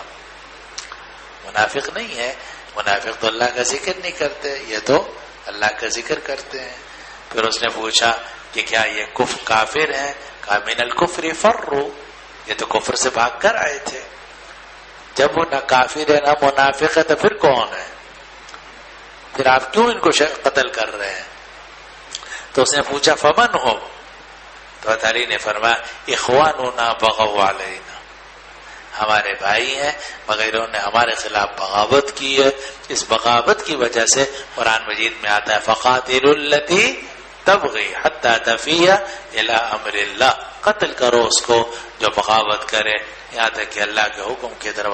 اب یہ جو نبی کریم صلی اللہ علیہ وسلم فرمایا کہ اس کی نسل سے ایسے لوگ، یعنی یہ مجھ پر اعتراض کر رہا ہے، اس کی نسل سے ایسے لوگ پیدا ہوں گے جو علی، معاویہ، عمرو بن العاص اور دوسرے صحابہ پر اعتراض کریں گے. تو اگر میں نے ان کا زمانہ پا لیا تو میں ان کو قتل کروں گا جیسے سمود کو قتل کیا گیا. تو نبی کریم صلی اللہ علیہ وسلم کی یہ خواہش پوری کی کس نے؟ حضرت علی مرتضی رضی اللہ عنہ نے. چلو جی نام ہے فاروق احمد. بس میرا خیال ہے اگلے صاحب نے اگلے درس کی بھی تیاری کرنی ہوگی. میرا بھی 11 بجے دارالفتہ میں حاضری ہوتی ہے، میں بھی ذرا سانس لے لوں. مشکل یہ ہے کہ تیز چلانے کی کوشش کرو تو وہ ساری باتیں سمجھ میں نہیں آئیں گی پھر آپ